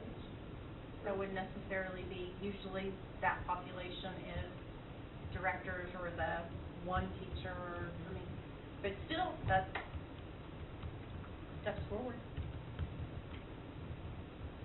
I have some thoughts on regions, but I think it's a different discussion, so I don't, Okay, so let's see make sure we have this, because I don't think we have an official motion for our goals. So what I have for goals, right, is that membership's gonna pull their membership monthly and create a welcome email. Program's gonna work on a ed camp, date to be determined. We're gonna send out information and decide that at the we're gonna stay after Jennifer's meeting on the last Tuesday to connect and set that date, so we have it by March 1st. Education Public Affairs is gonna work on the website and Facebook, trying to get one of those going. And Development of Fundraising is working on grants, and then with OPSRC to partner for PD or website. Are those the goals, and we want to make a motion for those to be our initial goals to move forward on? So the setting of the survey and get feedback to when the Altaid camp could take place, is that gonna happen between now and the end of February webinar? Yeah. Okay. And who's going to set up said survey? It's your committee, so if you want to, you can. If you don't want to, I'll do it. Can you do a Google Doc? We'll coordinate together. Email me, call me. We'll need your membership list to do it. Got it, I get that. He can. I'm thinking. Justin and I'll take care of that. Okay, we have a motion to approve those goals. I make a motion, and for the person taking notes, Jack Reed. All right, do we have a second? I would second that. Jimmy Acevedo, this motion, that motion, All for those- those goals. All those in favor? Aye. Opposed, right here? So our last item is other business, so Garland, you have something about region you want to bring up for Well, other business? my other business is, and I've talked about it before, but like, because we are broken into regions, and again, I'm gonna go back to my frame of reference, it's my frame of reference. If you have a coaching frame of reference, and that's from yours, you're in districts and everything, but my frame of reference comes back from being an ag teacher. And what made us so successful as ag teachers in the state association and as state ag teachers is we were also broken down into districts, 5 districts. We have 5 regions, is that right, Alted? Yeah, we Five- did the 5 regional meetings. 4 and then the middle. And the reason we were so successful, I think, is because we were broke down into 5 districts, so we're broke down into 5 regions. And then within those districts, or within our regions, then you kind of have your counties. So if you do have regional meetings, then, to me, I think we need regional representatives that aren't in this room right now. We're all vested, we're still here, could have been somewhere eating back at home or something. So, I mean, do we know our regions, do you know what region you're in? And can we get a regional representative? So that was my thought, with our committees that we have and the structure we have, should we look at doing regional representatives and give them some of the workload? You know, like putting together, an That's ed the buy-in camp. of the conferences. If Huh? you got 5 to 7 people on the committee, they were having a conference, those 5 or 7 people in each region are gonna be there, that's gonna spread out, so I think that's great. Yeah. That's what NAEA did with their board of directors. They broke up into those 12 regions and. Yeah. Well, what I like about that is what we talked about, we can only probably come together as a state once a year, Sure. right? But for those regions, to be able to come together more like once a quarter, or, you know, whatever, they could do more on a call, or if they wanted to, would help, would connect. And I'm not sure we got the whole state represented in the Northwest, but, you know, we got Central covered pretty good. What region are you in, Shawnee? Is that Southeast? I'd have to Yeah, look at the we'd have to boundary figure out lines. what different regions are now. You know, I'd have to look at the boundary lines. When That we- may be something to think about, we come back to the next meeting, start talking around, looking in your region. I'm sure you're Southeast, aren't you? I mean, Okay. and how does that break down? How does what school districts are in the regional meetings that you all invite? And then who else is out there that would be a regional rep that would get in? I think we start to do that, we start to divide it out, then if you live in that region, you know what counties are in your region, you ought to get to know your alt-ed. Then when you're talking about PD, we still gotta visit each other, it's like, how do we get so busy we don't? But then you start talking about all these PDs, now you just having a 2-county or a 3-county or a, you know. We have tri-county regional meetings in county. Of Altaid? Because we're so remote. Of Altaid? Yeah, not for Altaid, but it But I said my Altaid. See that happening for Altaid. Yeah. I send my alt-ed teachers out in teams during the year, like 2 or 3 of you go together, go visit school. Do not come back and tell me you want that. Just because UConn has a 4-day week and they were alt-ed school of the year, doesn't mean you're getting a 4-day week. Don't go to Western Heights, anybody here from Western Heights, and come back and tell me every teacher has an aide. You're not gonna get that.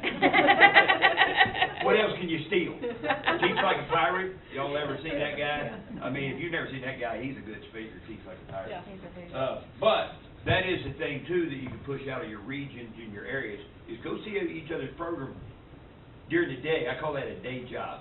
Like when you're going from school from 8 in the morning to 2 in the afternoon, that's a day job, you know? And go see other things. So I would suggest that we take a look at regional representatives. you Okay, know? yeah. Just a suggestion to look at it. So I put it down for, like you said, like, that gives us every good thought to think about and gives us a good agenda item for the next meeting. And we can look then at the membership, we'll have the list then, so we can kind of see, Sure. I'm sure we have people in all those regions, right? But then we'll be able to kind of see what that looks You like. you all been covering the state in different various forms. Would you like to share how you cover the state? What do you mean, how I mean, are you staying at a 5-star hotel? I've heard rumors about you from other all-day programs. No, I stay with family members. I've never stayed in a hotel. Wow.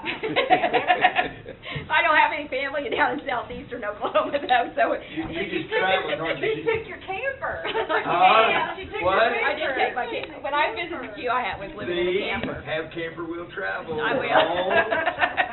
Thanks. If there's a will, there's a way, But right? you know, that is so true with, especially a lot of the, new alt-ed, instructors. They have no idea. They didn't come to our regional meeting. They've been thrown into a program. And usually around Woodward is where I need people. So I think as you all have been out there and you're, Some of us already, when I go to meetings, that you got your RAO there's talking about something, hey, here's an organization. I guarantee you, when we're at the Southeastern Superintendent's meeting, these guys right here, they wanna know about this, the online school, how does that gonna affect them, when it comes to their enrollment, academics, athletics? You know, you able to bring something and you'll have people show up. Do you want more brochures? I got them. I mean, I think when we go back, we'll be able to hit up, we got all Southeastern Oklahoma covered, so we can, that shouldn't be an issue. I have more of those brochures, though. All right, is there any other business?